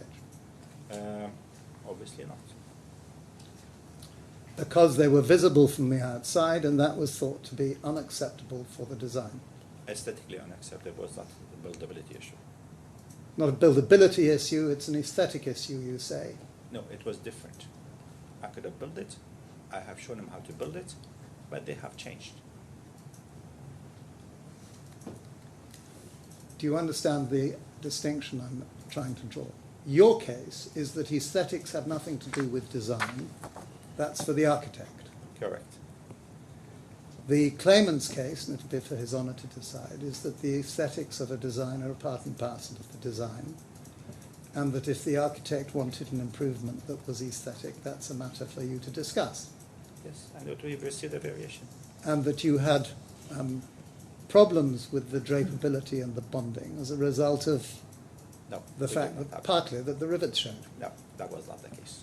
And so in relation to the bonding, you adopted the stud solution. I have just explained to you, bonding was never an issue. We had no guarantee for any bonding supplier to use adhesives. We always relied on mechanical fixations of the stainless steel. And we had shown prior to receiving the contract and thereafter that we had always our preferred method of connection would be rivets. It was structurally more stable than even the one we finally asked to do. The welded studs. Yes, We're going around in circles here. You are trying to say Why were hexagons introduced? What was the reason? You tell me. aesthetic reason. They didn't want to see a hairline joint of a panel. The panels were large, whereby the stainless steel sheets were limited in size, 1.5 meters by 2.4. So you say the only reason was aesthetic. It had nothing to do with the jointing, the mechanical jointing of the panels. Okay. That's your evidence. What on earth was the point of the adhesive if you didn't rely on it and it wasn't any use, didn't make any difference and was going to fail? It was part of the, it was not a special adhesive, it was the prepreg which we had used. It was an adhesive. Sorry, I don't want to interrupt. The witness's answer to the judge's question didn't make the transcript. To be fair, he just shook his head. So after it says that's your evidence, the answer didn't come in, and I noticed the witness didn't actually articulate the answer. So what he did, I think he shook his head. So the transcript should say witness nods, I think, not shook his head. The answer just to is- make it clear, your evidence is that the hexagons were introduced purely on aesthetic grounds, so that you didn't have a horizontal joint between the panels, that it was visually broken up. Yes, that's correct. That's I That's the understood only that. reason. Well, how does that tie in with the architect didn't want to see the rivets? It's a totally different point, isn't it? No. We The needed rivets were visible above the surface of the steel. they were That was visible. what you said. The rivets were visible above the surface of the steel, but from 3 meters, as Mr. Fernando used to say, you cannot even see the rivets. And that was the condition. But they wanted to have hexagonalization. We did it. Whatever the position about Mr. Fernandez's evidence, the architect and the engineer did not want to see the rivets. If And that's what coupled with that, there was also the issue that where the rivets were placed, that caused a depression in the stainless steel, which was visible. That is the architect's position. It was an aesthetic reason. It was not a buildability issue.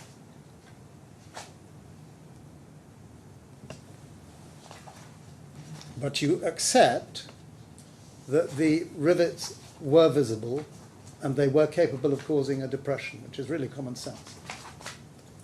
Not always. You could see it as we have actually our technical expert. Not always, but some of the time. Our technical expert will show you tomorrow in his evidence that was not the case. Are you going to answer from your own experience as a structural engineer and your experience of this? It was really an aesthetic. It's not to do with structures. It was really an aesthetic issue. It was not a structural issue. I'm now asking you as a human being, Dr. Affan. Yes. You could you not see the rivets? You will really have to look very, very hard to see the rivets.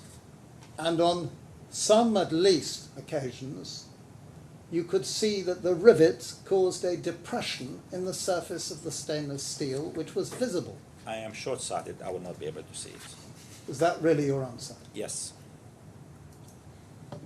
But because the architect is lucky enough not to be as short-sighted as you and could see the depressions caused by the rivets, that was one of the reasons why hexagonalization was introduced in terms of removing the rivets and placing them with studs. He could have, the architect could have said it initially, to please, we want rivets, we want hexagonalization prior to awarding the contract. The letter of intent, now that the specifications do refer to hexagonalization. They said, you bond it, and we had shown it to be bonded by rivets even prior to being awarded the letter of intent or the contract. I just want to go briefly to this question of the bonding and the adhesive. Yes. You said there was no point to the adhesive was actually the pre-preg. Yes, it was. So there was no other adhesive No, we were not allowed to between use. panels and steel sheet. No, we were not allowed to use it. It was that the pre-preg itself was adhesive. Yes.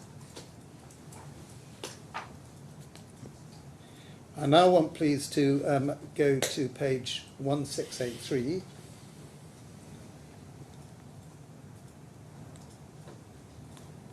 This is an email dated the 23rd of July. Go down the page a little.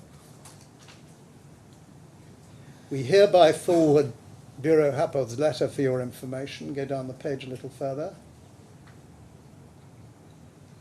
And this is Bureau Happold's letter, which is the notice in respect of the hexagonalization and their response. They write the hexagonal patterns were not part of the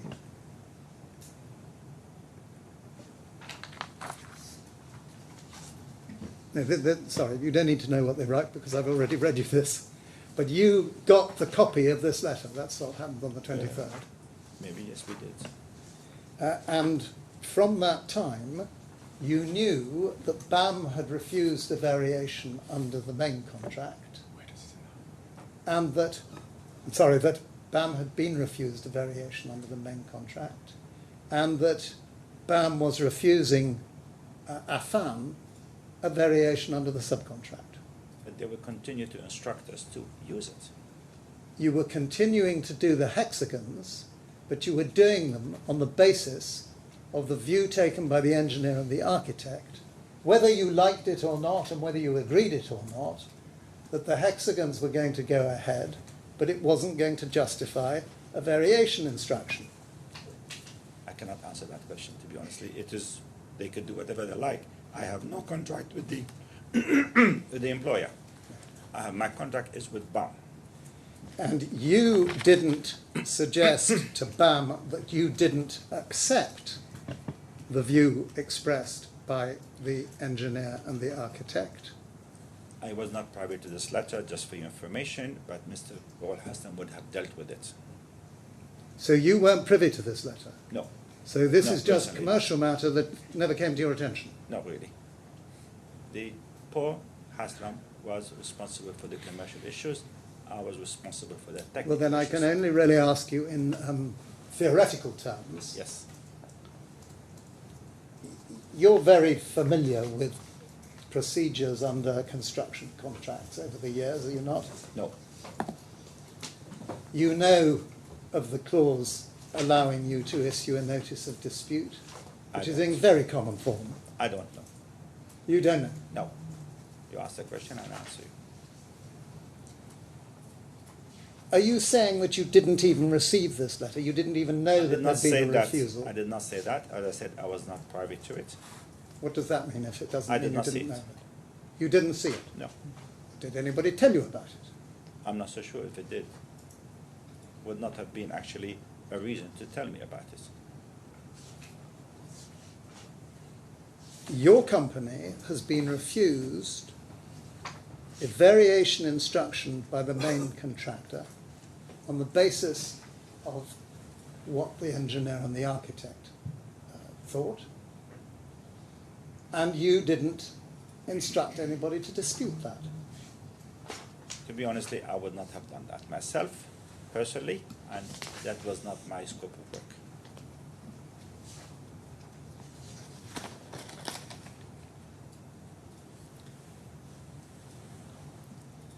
Was the whole of the question of the hexagons really just a commercial matter as far as you were concerned. Aesthetic and commercial materials, nothing else. Would you look, please, at page 2128?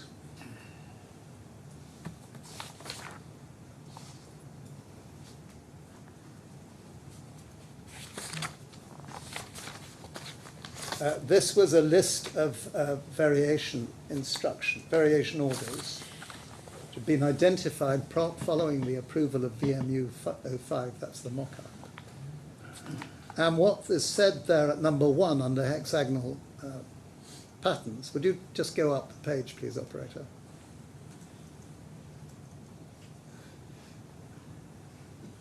So this is your letter, your company's letter. Mm-hmm. And perhaps we ought to go to the top of page 2127 just to see who you're writing. You're writing to Mr. Farrows at BAM, the operations manager. Mm-hmm. And you tell him you're working with claims consultants, DGA and Consultants House. Consultants House were the company that later prepared an EOT application. Correct. Right? Let's go down the page then back to where I got to. Hexagonal patterns, it says there, were introduced by the employer's design team to enhance the malleability of the specified stainless steel sheet thickness. Yes. This has in turn increased the required engineering design time required to align and detail the said patterning within the differing planes and locations.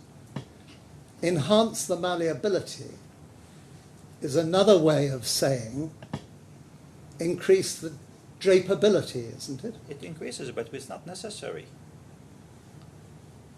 Just so you have a car which runs at 200 kilometers an hour, but you drive it at 120, doesn't mean that you need to have 120, 200 kilometers an hour to drive it. But I thought there was a problem with, well, what I might call, not technically, delamination in one of the mock-ups. No, that was not the problem. I thought I saw in the evidence They somewhere. wanted to have rivets there, and there was no, but not actually laminated. It just No, I'm using the wrong word. They did use the same- Debonding. There was a problem with debonding. That's what I'm trying to tell you, is that there had never been a bonding or relied upon a bonding between the stainless steel. It was not even legally allowable to have a bonding, to rely on a bonding to put the panel in place. We had to fix it mechanically. But That was the choice between rivets and studs. Put the panel in place. We had to fix it mechanically. That was the choice between rivets and studs. That's right. But there had been a problem of debonding on VMU 5, and that was one of the reasons, because of the lack of drapability, one of the reasons. You keep saying the word bonding. Bonding That- refers to adhesive. Yes, That's what bonding is. Well, let's Well, not it's- talk about bonding. There had been a problem, hadn't there, on one of the mock-ups, It was VMU 5. VMU 5. Do you accept that? If there had been a problem, we'd have put another rivet in that location, would not have been a problem.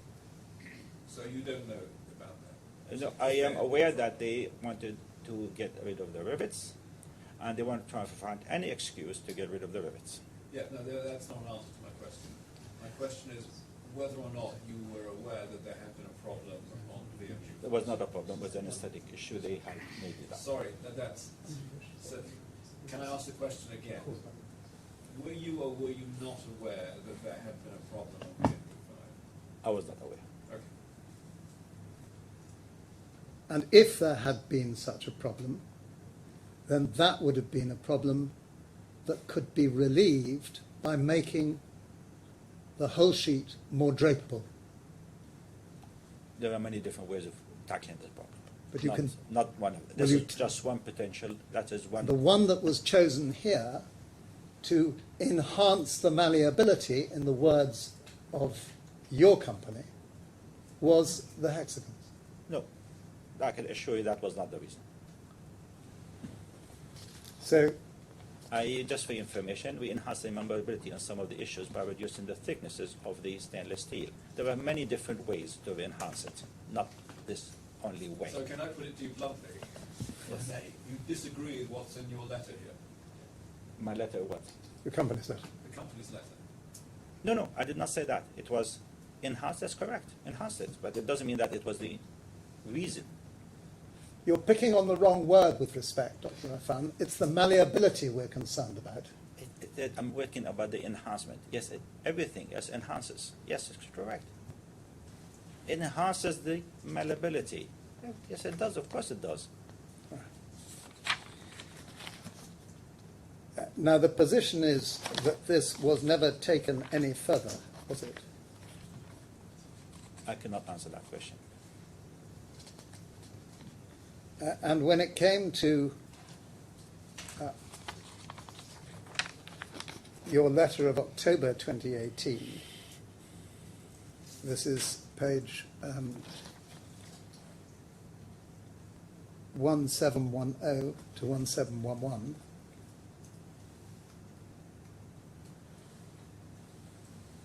And you set out a letter concerning extra costs associated with design betterment and aesthetics, Correct.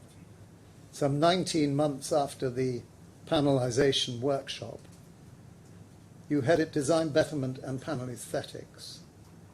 And you talk about cost overruns related to the design of the panel. Would you look down, please, to the letter at 1711? Further down. And 1712. Stop there, please. That's the 11th of October 2018. So you write further to our letter dated 26 March, discussions during the meeting 8th of October. We write to advise of significant cost escalations on the design and production of the facade panels. Productions commenced in earnest, installations proceeding essentially at risk in an effort to mitigate the above issues. By at risk, you mean you're taking the risk of cost overrun. However, we're experiencing significant cost overruns to develop and deliver the panels at the levels now finally accepted by the client. Anticipate being able to provide further and better particulars of all the issues related to the betterment by the end of next week with an estimate of time and cost involved. Meantime, we're continuing with production and installation as per the current approved details. Can you go down a little further, please? There is no suggestion there that your company is entitled to a variation in relation to panelisation. This is in October 2018. We had said that there was cost overruns because of the betterment, and it was clearly stated that we will come to you with the actual cost. What's more, there is no mention there of the hexagonalization. It was a betterment altogether, panelization, hexagonalization, many other things, not just one. There was And many other issues. that suggests that you had accepted the decision of the engineer back on the 18th of July, passed to you on the 23rd of July. I don't see how you got this to this conclusion, but please. You hadn't done anything about it. Well, we did not know. It's the first Would time. you go we've forward had- to the 29th of October? Another letter from you, page 1723.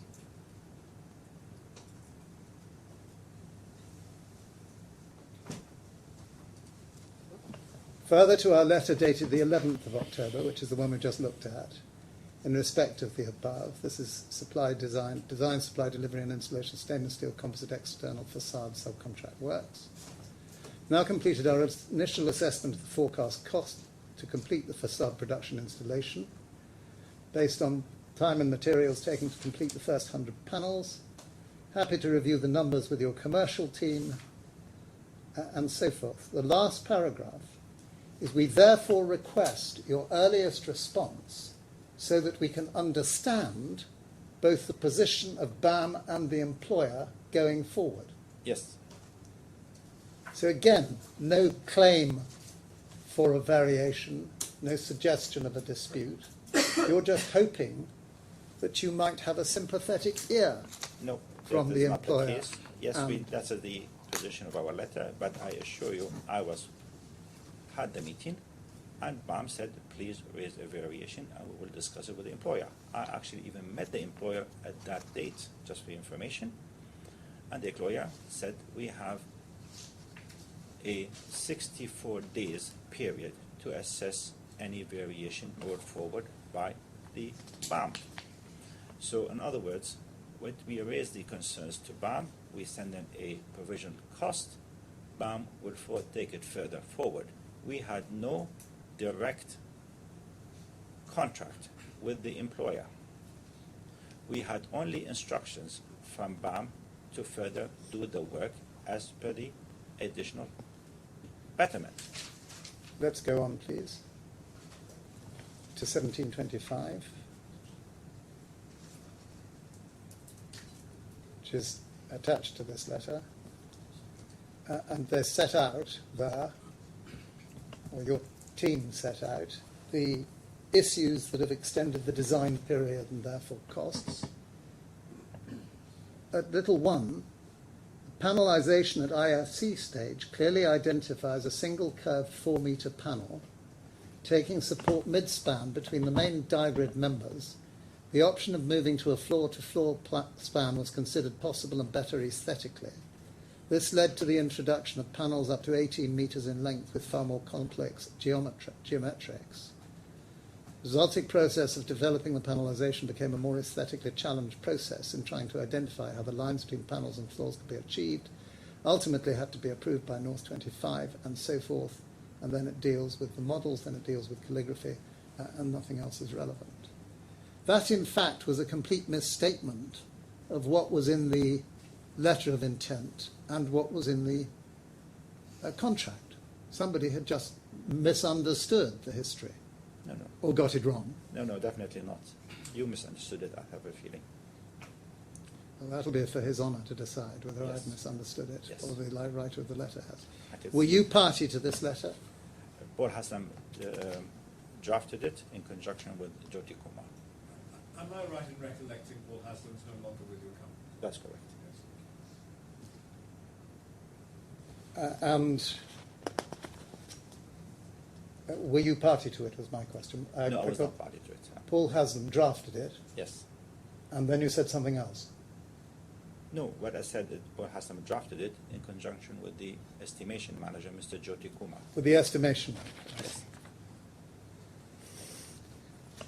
So,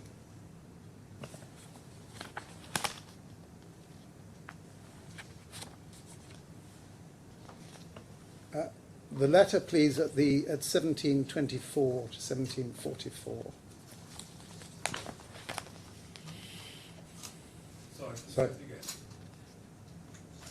I think I need something actually in the letter that we've just looked at, but I'll. In the terms of your letter of the 29th of October, which I think we've just looked at, there was also an acknowledgement that the letter identified significant increase over and above the contract sum agreed. Yes. But there was no suggestion in the letter that you were entitled to a variation. It was not for us to suggest that later. We were given the variation at a later date. We were just informing the contractor that there had been huge cost overruns, and we were coming back with the variation. Well, would you official look, please, application. at what the contractor then said, 6th of November, at page 1745.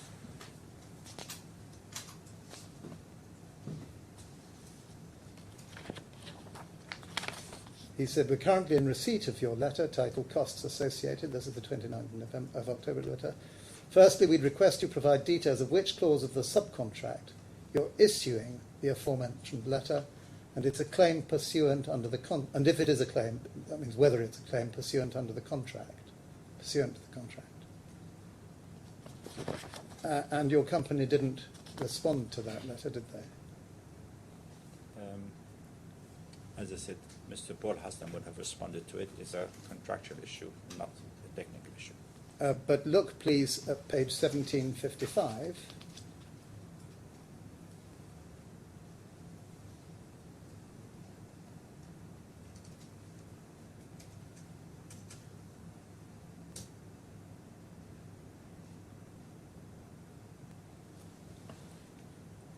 this is the 12th of November.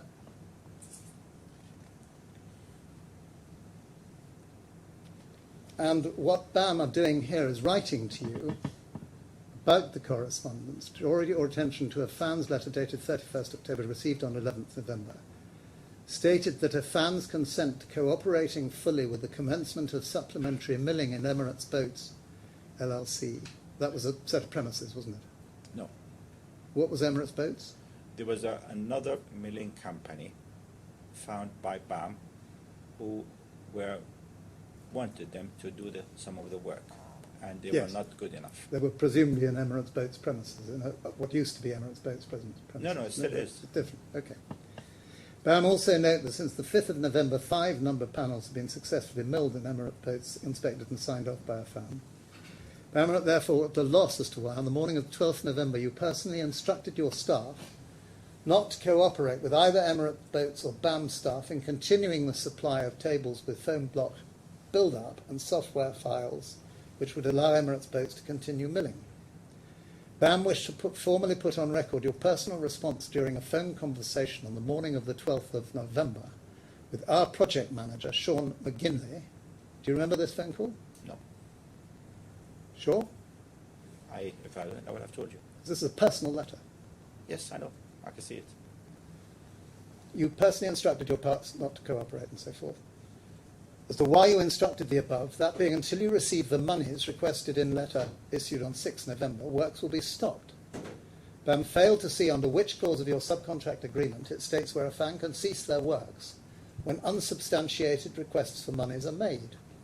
BAM also draw your attention to the response contained within the letter issued on the 6th of November last, and further note Affan's non-compliance with clause 30 of your subcontract agreement. That's the dispute notice clause that we've read, which we believe constitutes yet another breach of contract.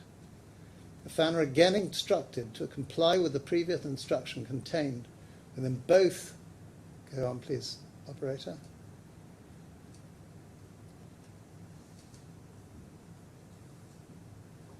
Can you go down, please, operator?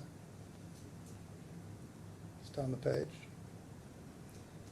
Both the letters on the 29th of October are reminded of your full liabilities in failing to observe the same. The position was here that you were effectively withdrawing part at least of your work. We had no more money to do the work. We were starved by cash. They had not paid us. You didn't just threaten to stop work, you did stop work, didn't you? No, I did not. Otherwise, we could not. You instructed Emirates Boats to stop work on the milling. The Emirates Boat were not contracted by us. Is that your answer? The Emirates Boat, they did 4 panels, 5 panels at a very high cost, and was not even satisfactory. We were responsible to assure a satisfactory completion of those panels. So where's your letter explaining that? I did not have to explain it. This is a personal conversation referred to you in the letter. I have many personal conversations with many things.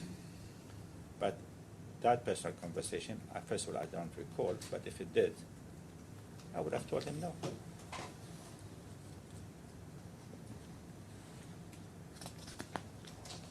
You accept that you had no basis for interfering with or trying to impede the works. I had no need to continue the work. But the work with Emirates Boats had been organised by BAM. That's just their own business. They could do it themselves. I cannot tell BAM what to do or what not to do.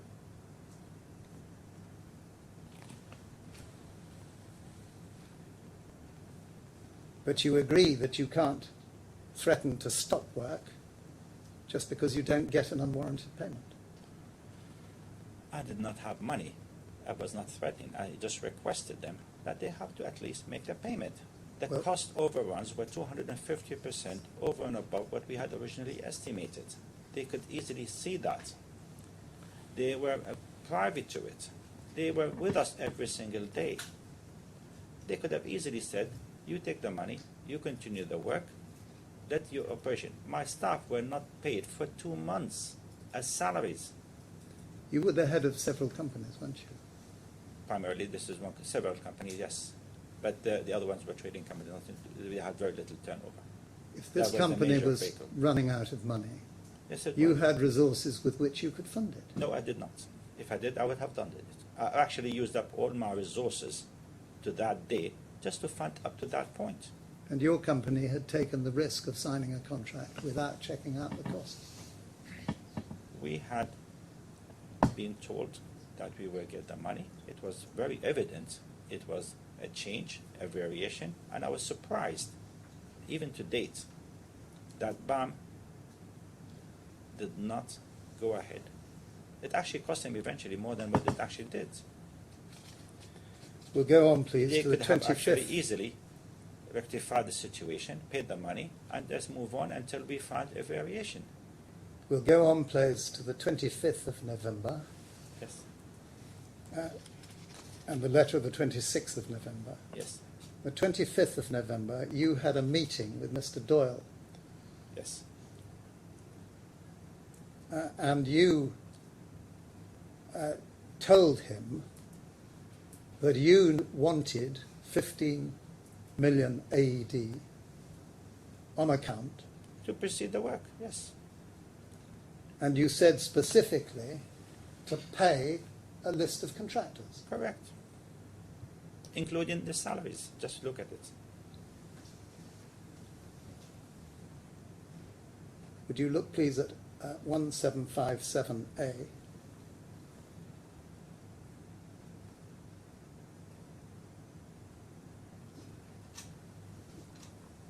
I think this has been added.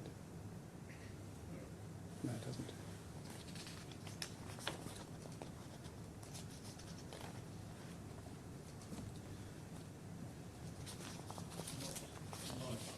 No, nor mine.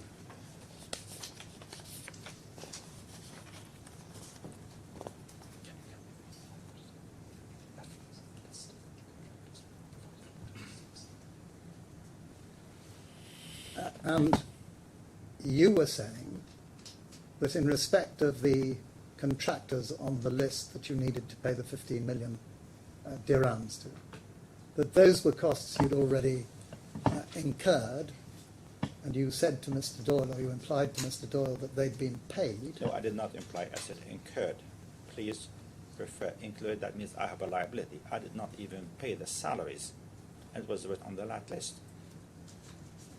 And the clear implication of what you were saying was that if this 15 million was paid, his recollection is that you were going to use it to replenish your funds in order to get on with the... No, that was simply to pay the people. But that failing had not that, been paid. you were going to pay them. No. If I received the money, I would have paid them, and I did. You might be very interested to learn that on the signing the addendum, the first 7 million were gone and was dispersed towards the salary of the staff, which was on that list. Mr. And you were effectively saying you wanted the money to pay those bills. Exactly what he did.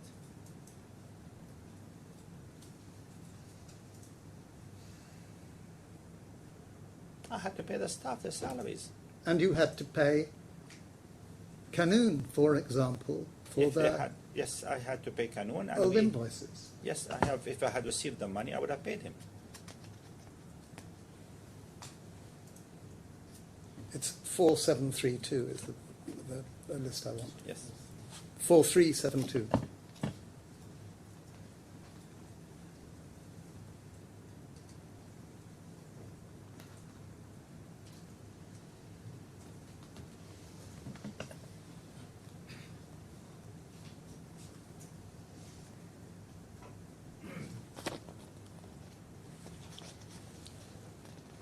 If you look at the first 3 or 4 statements, you will see very clearly it was the salary for September, for October, and for November.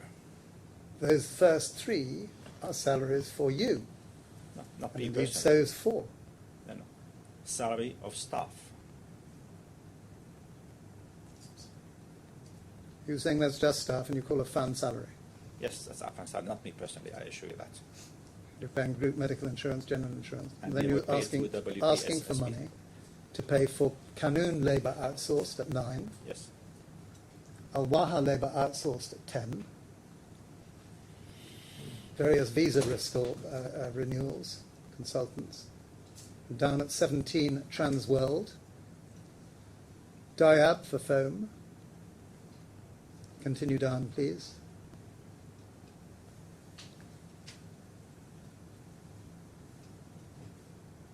Could you continue down, please, operator?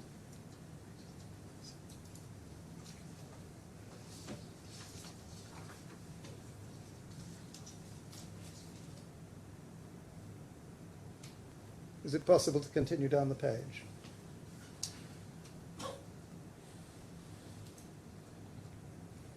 Well, go to the next page then, please. And you say, we're unable to sustain such an increase in the project costs without your continued support and would request you to release the requested amount at the earliest. Correct. That, by the way, the And list your- was prepared by my commercial team. It was not prepared by me, just for your information. But I did send a letter saying, please refer it. And it was actually Well, signed you on my had behalf. Fanuja sign it on your behalf, Yes. It was prepared by her as well. and it's your letter, Yes, it is. It's Affan letter. and it follows a detailed meeting Yes. with Mr. Doyle Yes. on the 25th of November. Absolutely no issue with that. And you were plainly making it clear to him that this money was required in order to meet these costs, were you not? Yes. This liability which I already incurred was not something And I these had paid were- and I was going to be replenished it. No, we had to pay it. These were historical costs Yes. that had already been incurred. Yes, correct.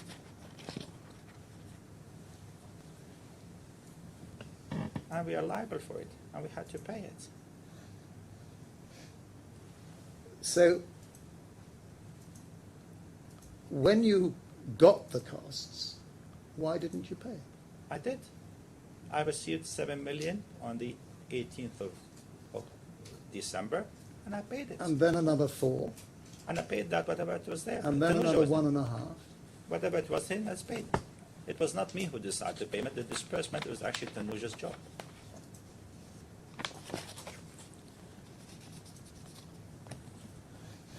Now, I want to go back a little from this meeting.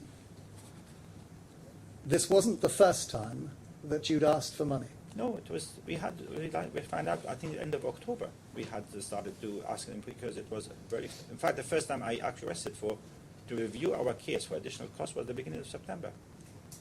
Well, indeed, you'd also had to ask for money for the CMS equipment. Yes, that was because of the variation, because of the increase in size. Our machine was not capable of actually executing the job that BAM instructed us to vary What job was it not capable of doing? the panels. What part of the panels? They were bigger. Our machine, I said it very clearly to you, was designed for the 9 by 2.2 meter. You did indeed. Yes. But you haven't said, and this is the question I'm asking you, which machines were these in relation to the manufacturing process of the panels? We have 2 machines at Affan facilities in the IP, and we hired a second facilities simply to advance the production of the Museum of the Future panels in order to be able to do it. Will you please tell the court which machines these were? Were they cutting machines? Were they foam machines? No, were there they were milling CMS machines. CMS machine, the milling machines. They're the foam and milling machines. No, not foam, milling machine. Of The the milling foam. machine. Yes, the milling machine of the foam. Would you look, please, at your expert's first report, at page 21. Can you find the reference to this? 3.3.11 to be in the electronic bundle. Mr. Smith's up first. What? File 10.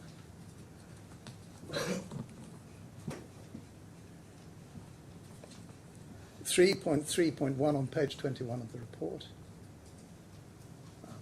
Maybe it looks as if it goes down to 22, I'm sorry.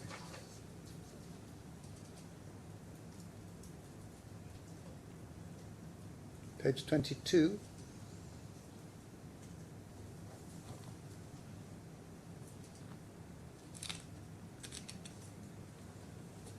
.3.3.1. I know. Oh, it says Mr. Smith. I'm sorry, Therese, you're on the wrong report. We want file 10. I think this is file 9. No, that's correct. Can you? Would you forgive me for the moment? It shouldn't. This is the first report of Mr. Smith. We want it, and we want page 21, and we want 3.3.11. Now, I understand from Dr. Affan that the 9 metre by 2.2 panel size was derived by from the 26 millimetre length and 6 metre width. The foam milling machine would allow for 2 rows of 3 panels to be in the machine for milling at the same time. Yes, And this dictated the rate of production. correct. So the machine, the foam milling machine, would certainly allow for panels as big as you could take, as big as were designed, But not at the same rate, but not at the same rate, please. because not so many could be included at the same time. Correct. So the purpose of the new machines was not to make possible what was previously impossible. It was to make faster the rate of production so that you could do the foam milling A with bit of more both. panels at once. A bit of both, Well, how do you say it better? because some of the panels were very large. But none of them were greater than 26 by 6. No, it's not. The length was not the issue. It was the width.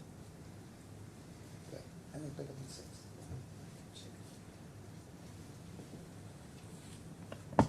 I want to know whether the CMS machines were essential to getting the panels into the machine. The machine is. I don't know whether we have seen a CMS machine. Obviously not. It's a very huge machine, and where you put the model inside is a form, and it mills it. There is a photograph of this one here if you want to see it. And this machine is essential to create the mold to which each panel is done. So If simple you're as that. trying to do one at a time, can you get the largest panel sizes into a 26 by 6 milling bed? No, You're sure about that? I am sure about that. What is the size that you can maximum fit in if it's not 26 by 6? We were looking at 2.2 or 3 meter because Do you you have want to have- answer the question, Dr. Affan? What for is a the maximum PhD? size? Yes, I am. What is the largest single panel you can get in to a foam milling bed, to a milling bed 26 by 6? Okay. We look at volumes, not sizes, please. And the dimensions of this machine are theoretically 6 meter, lengthwise 26 meter, height is 2.5 meter, I believe. And there are some panels which they exceeded this volumetric time. Dr. place. Affan, the final model, which was the model you made Yes. after the approved model, there is no single panel greater than 5 meters in width. And height? And there is certainly no single panel greater than 22 meters in length. Will you be able to tell me what the curvature was? I'm not going to tell you what the Because you curvature cannot. was. you have said that you needed the CMS machine even to manufacture a single panel. The experts can get together and work out what the height was. They can do that here because the other machine had a different height, 3 meter, and there were some panels, they had a different height and different curvature, and I can tell you which panels they were. Did you consider, Dr. Affan, whether the CMS machine could take panels, even the largest, singly for milling? Some did, some could not. I want you to answer the question Yes. very carefully. Yes, This is going to be checked. yes.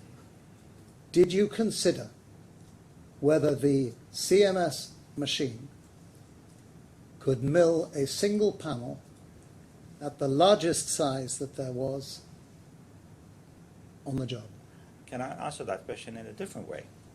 No, I want you to answer the question first, then you can We have an could explanation. mill it, but we cannot get it out of the machine because there was no space around the machine to get the panel out. Did you check that? Yes, I did. Where? In our factory, we only have 12-meter length. Which factory? In the DIP. Where did you put the CMS milling machine? The next ones, the two, we have two there, and we have two at the new factory, which we at the tire facilities. It was not possible to take it out. We had only 9-meter width to get it out.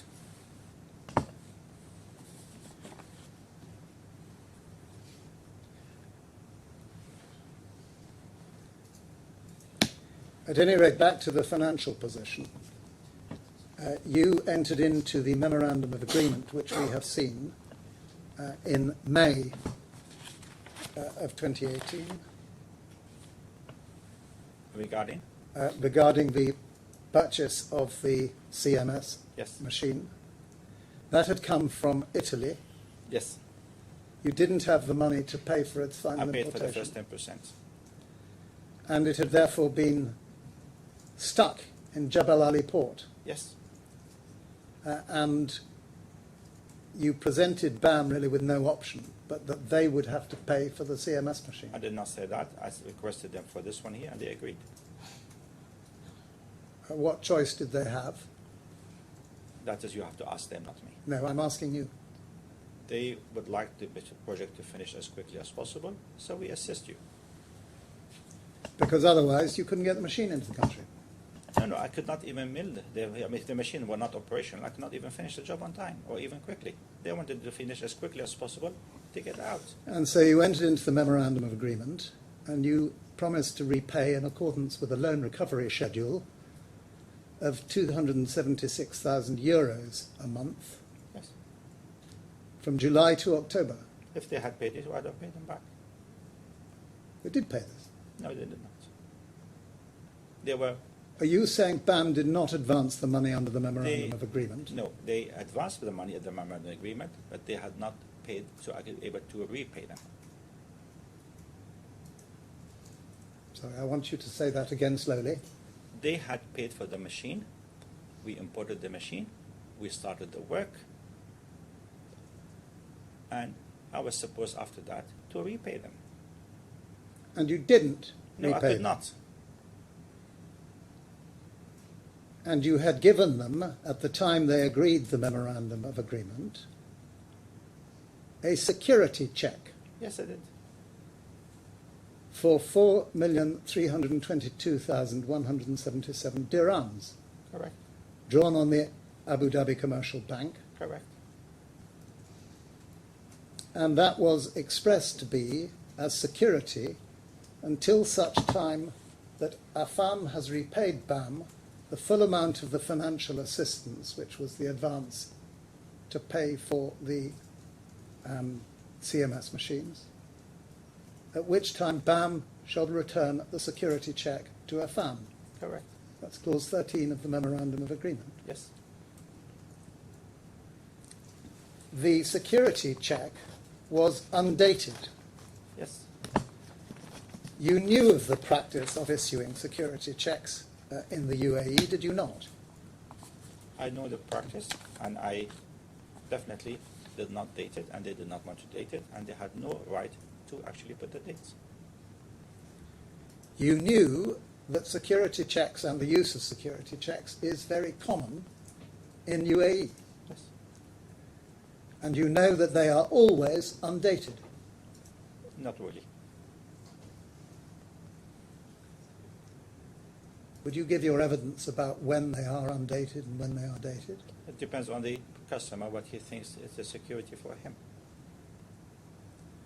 So you know that the purpose is that they should provide security for the creditor. Yes, that's what he thinks and that's what he gets. And you know that if they're not very short term, they're left undated so that the beneficiary can insert the date when he presents the security check. That is BAM's interpretation and your interpretation. And your interpretation, Dr. Affan, which is what's important in the answer to this question? My interpretation, they take a security check. If you feel this is comfortable for you, do it. All I wanted the money and you be paid and you get to return the check. That was the intention.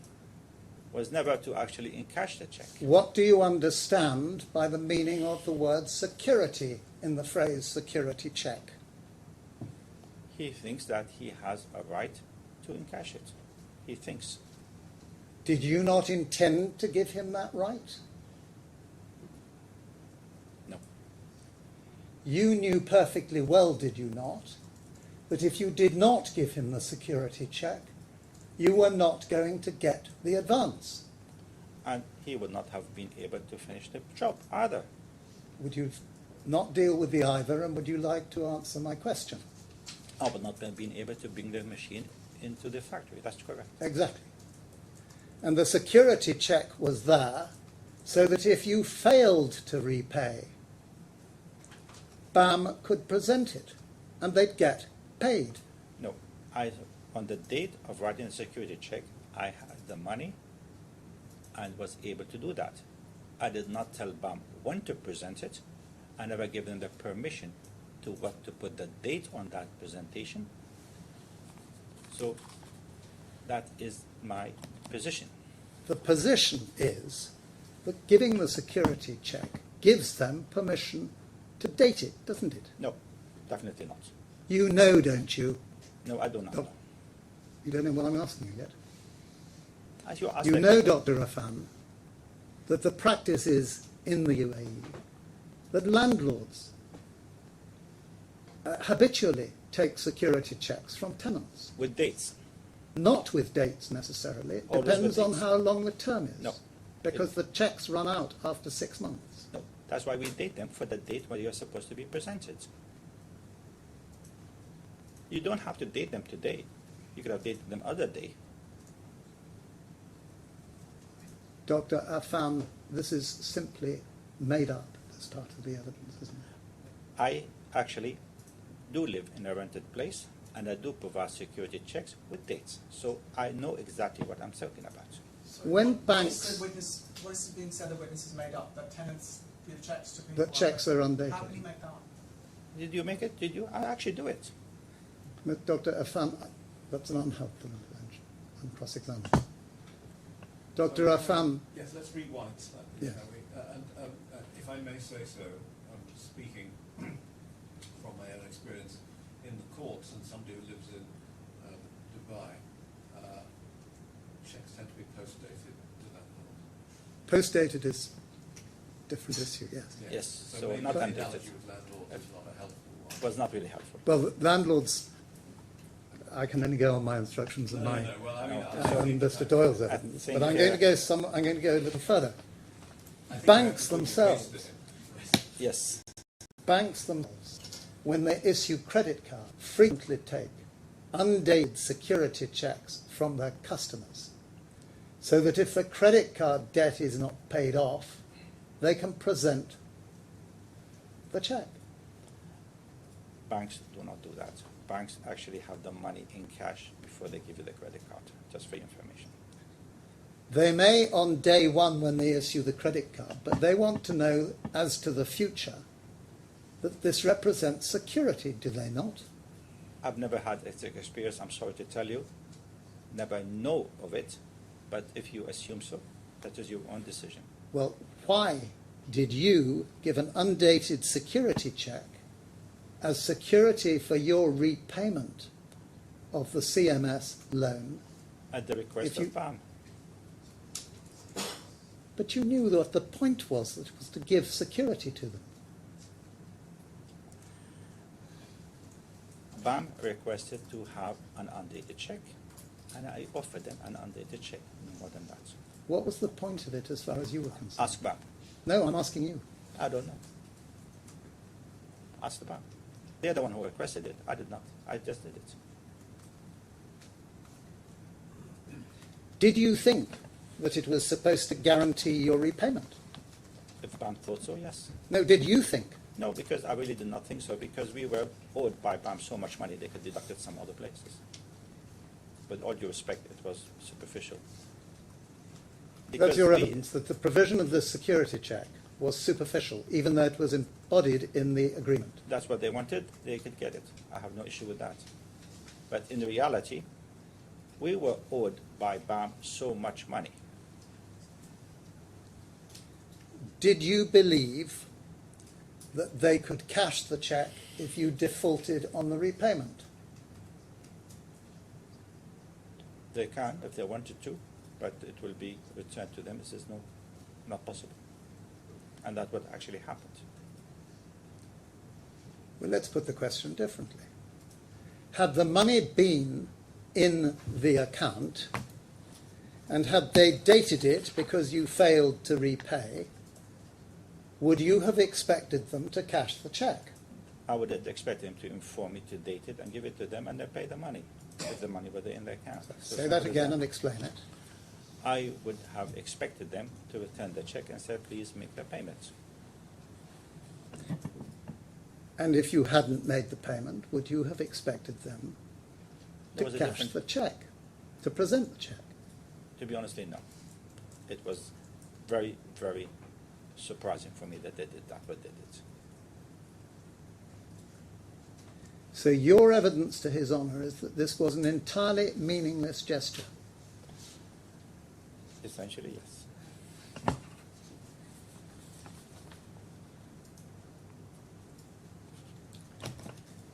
I'll go a little further with what I suggest to you is the general practice. Just for your information, we had beforehand received money from BAM with a dated check, and they encashed it on that date, and it was fine. With BAM itself, The point of the undated check is that checks run out after 6 months. we had an agreement. That's what they wanted. That's what they received. And that meant that they could date it and present it. No, definitely not. So did you think to yourself, well, this is a cunning ploy. No, I did not say Check's that. not dated, therefore they're not going to be able to present it. No, So they- it's a meaningless gesture. I expected them to pay the money. That's what I expected. I expected them to pay me. Security checks are conditional, aren't they? The whole point of them, that is, that if you don't repay, they've got some cover. They had a date on them, the security checks. It was really superficial to have a security check but undated on it. It was something which is BAM wanted.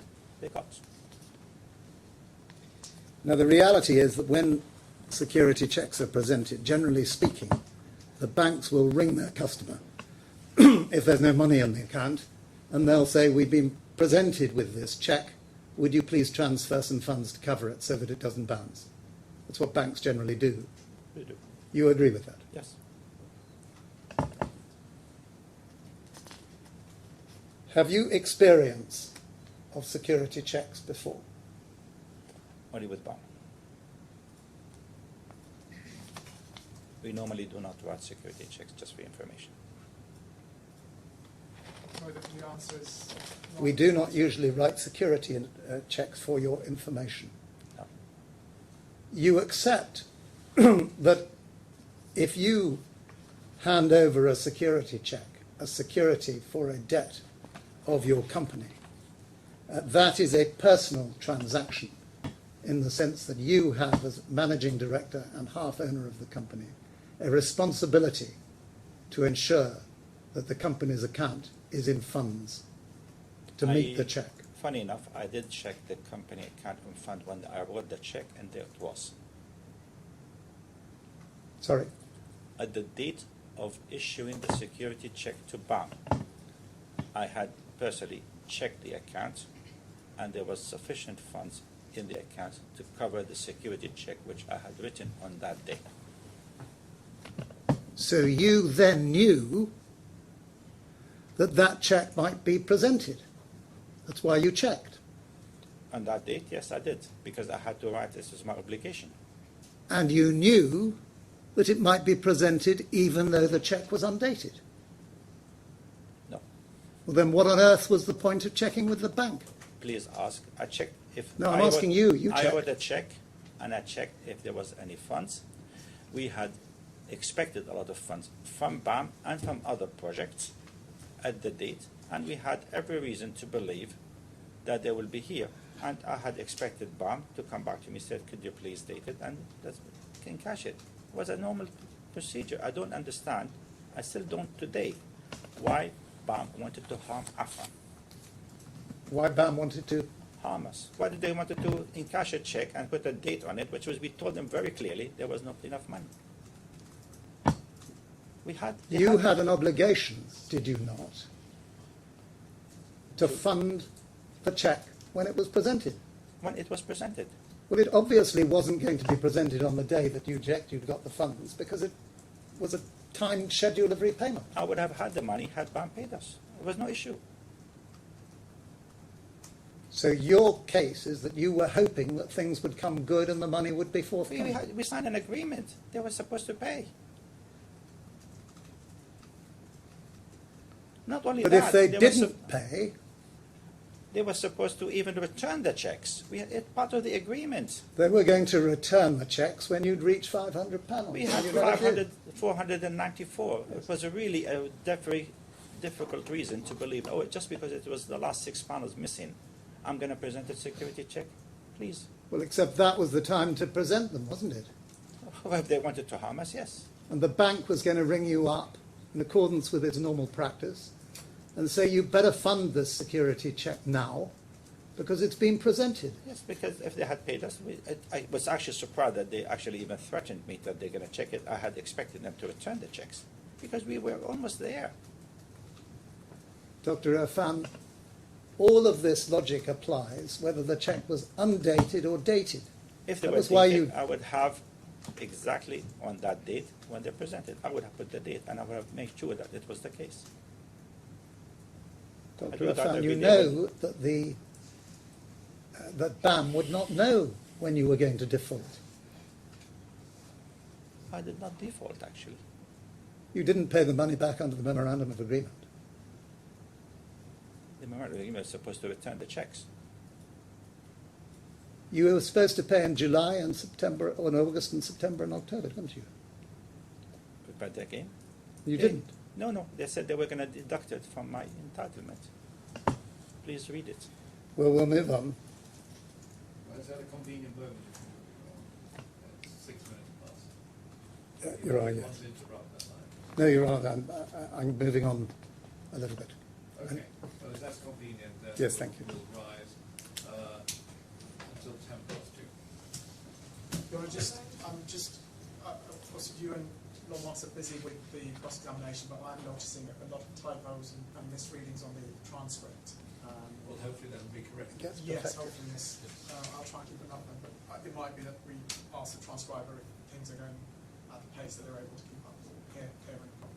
Yes. Thank you.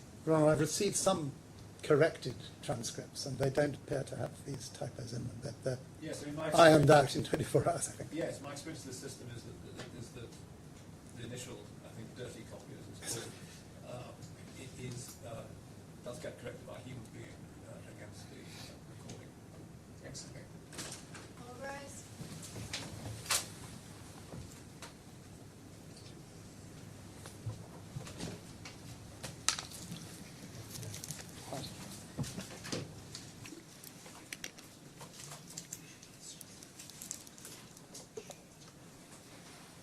Yeah.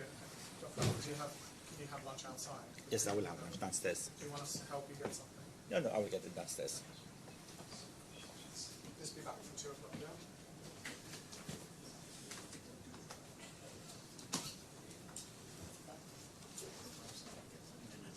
We start off.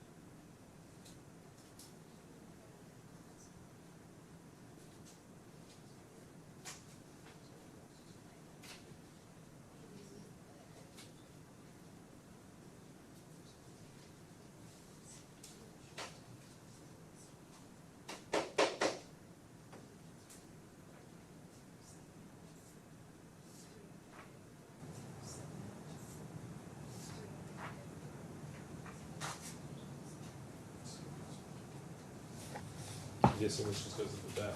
Yes.